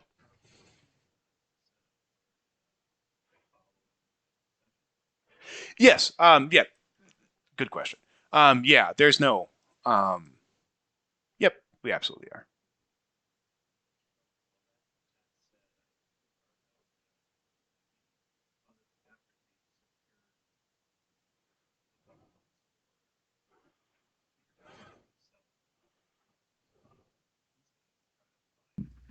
Whoever's the leader of the wolves, find out where they're hanging out.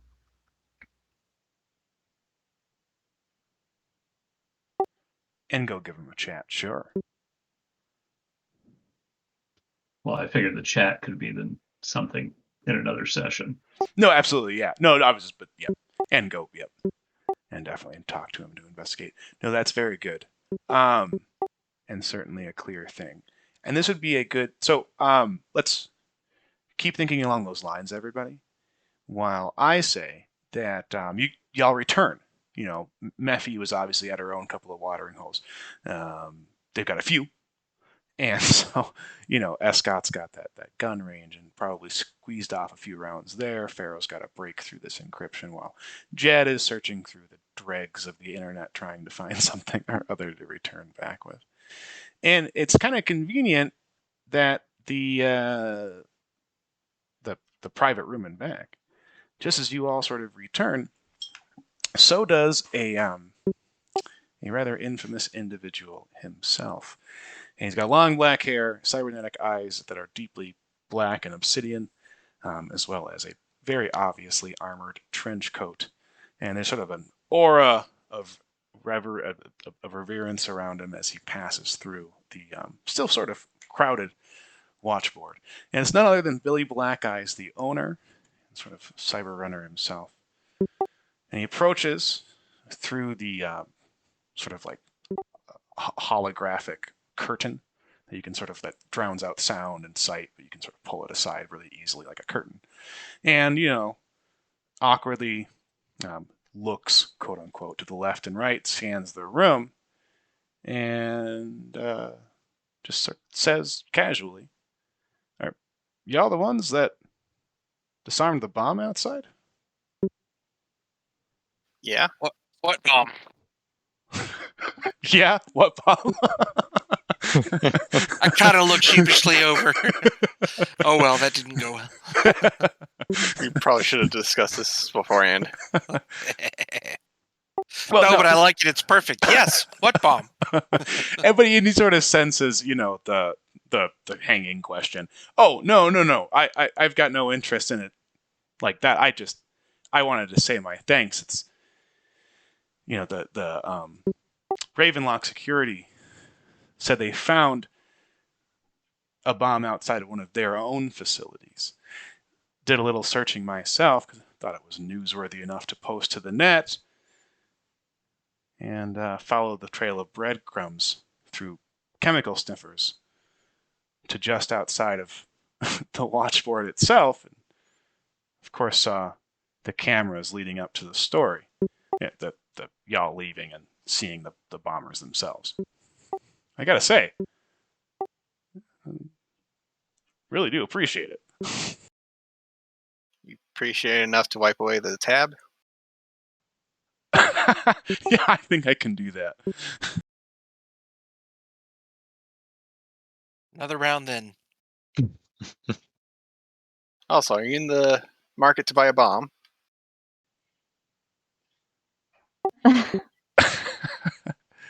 So he laughs, and sort of shakes his head, orders another round, right? And he doesn't respond, but sort of his whole thing is it's not like a black market place, and he keeps it pretty separated from that. So he sort of, if you wanted to meet somebody to buy a bomb here, that would be more of the thing than him arranging the sale. And so he sort of laughs and leaves the room, and shouts back like, "No, but be real safe with those." Aye, aye, Captain.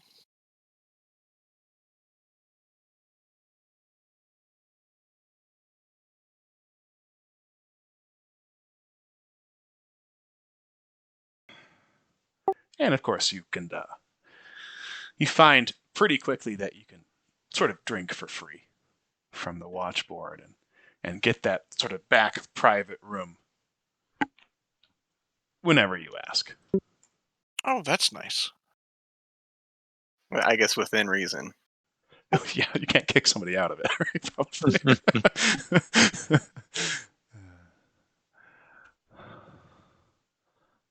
Awesome. Well, we've definitely got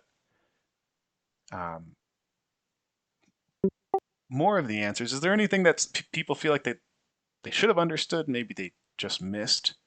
Less of like a future, something that literally just wasn't answered, but some piece of it that they're gone.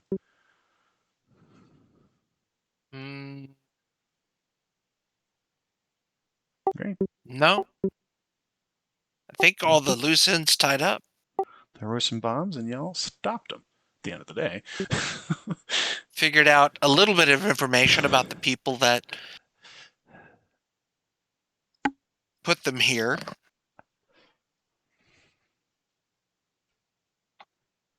I guess we saved a neighborhood from a cyborg Zeke.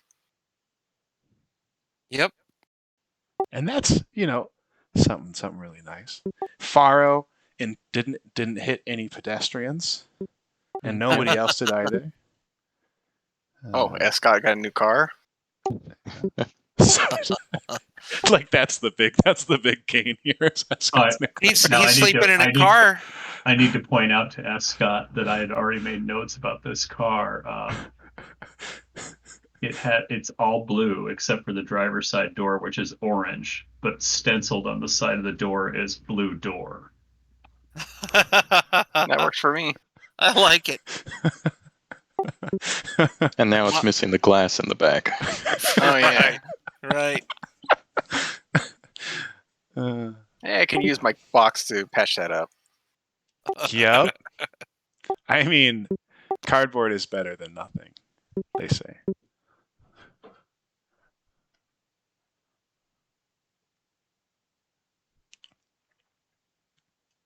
I like it. So, can we make an attempt to fence these devices? Yeah. So that was it's probably big enough that plus the investigation into the wolves at the gate will be sort of the next thing that happens. I know it was advertised as Drip or Bloody Drip, which is a season thing, and so we're kind of just leading up to that, so you don't get gunned down by I don't know, assault rifles and such. Awesome. And so yeah, it's definitely sort of the plan for next month, the very second to last Thursday of October. And so if you'd like, we've got a few minutes for the scheduled end to give yourself an advancement. PowerPoints. Yeah, there you go. And I can do this. They go fast. And then your street cred will also be increasing to a D8. Or a D10 if you already have it. Yeah, it'll increase one step. Yep. Did it go up for us last time? No, it wasn't big enough. That was Gotcha. Yeah, sometimes the rescuing of rock and roll enchanted princesses is a little bit lower on the old On the ladder. credibility chart.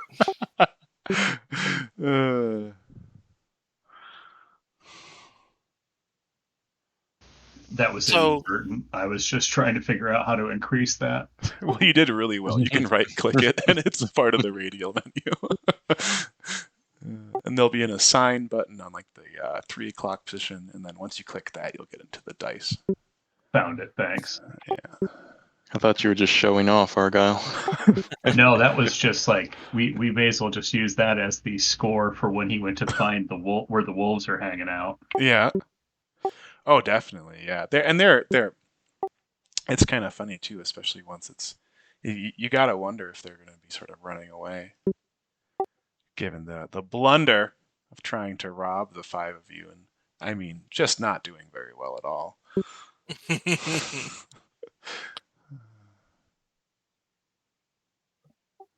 Where was that advancement sheet you showed us at the beginning? I will grab it. It's in the Under players. main. Yeah, I've got the.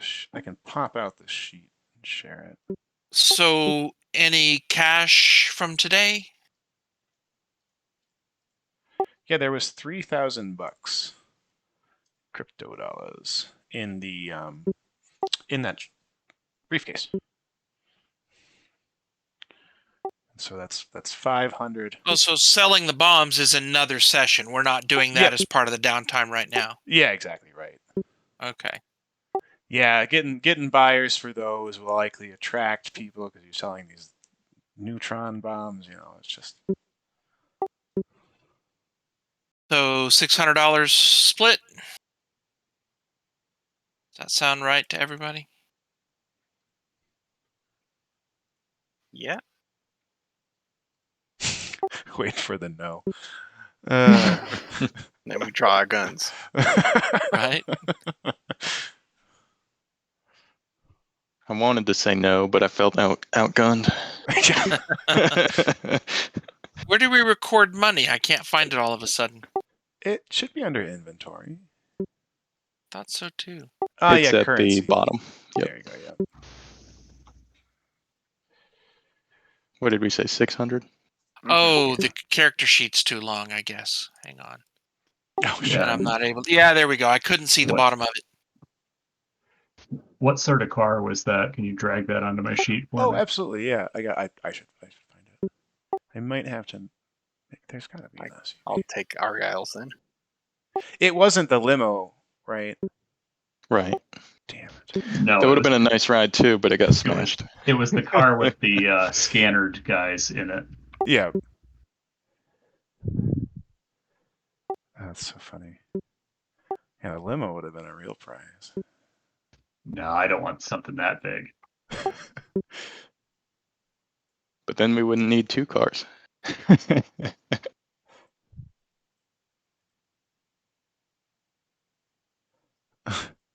Yeah, the van was really nice. You're just rolling around in this old white van. Here, and I'll transfer that one out, Argyle. Okay, so you get the SUV.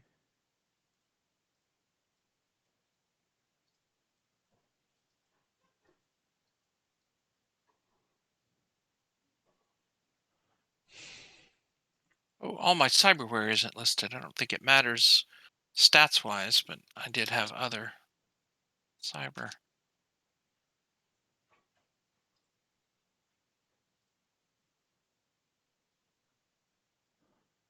I think it's equal to your unmodified vigor for the strain.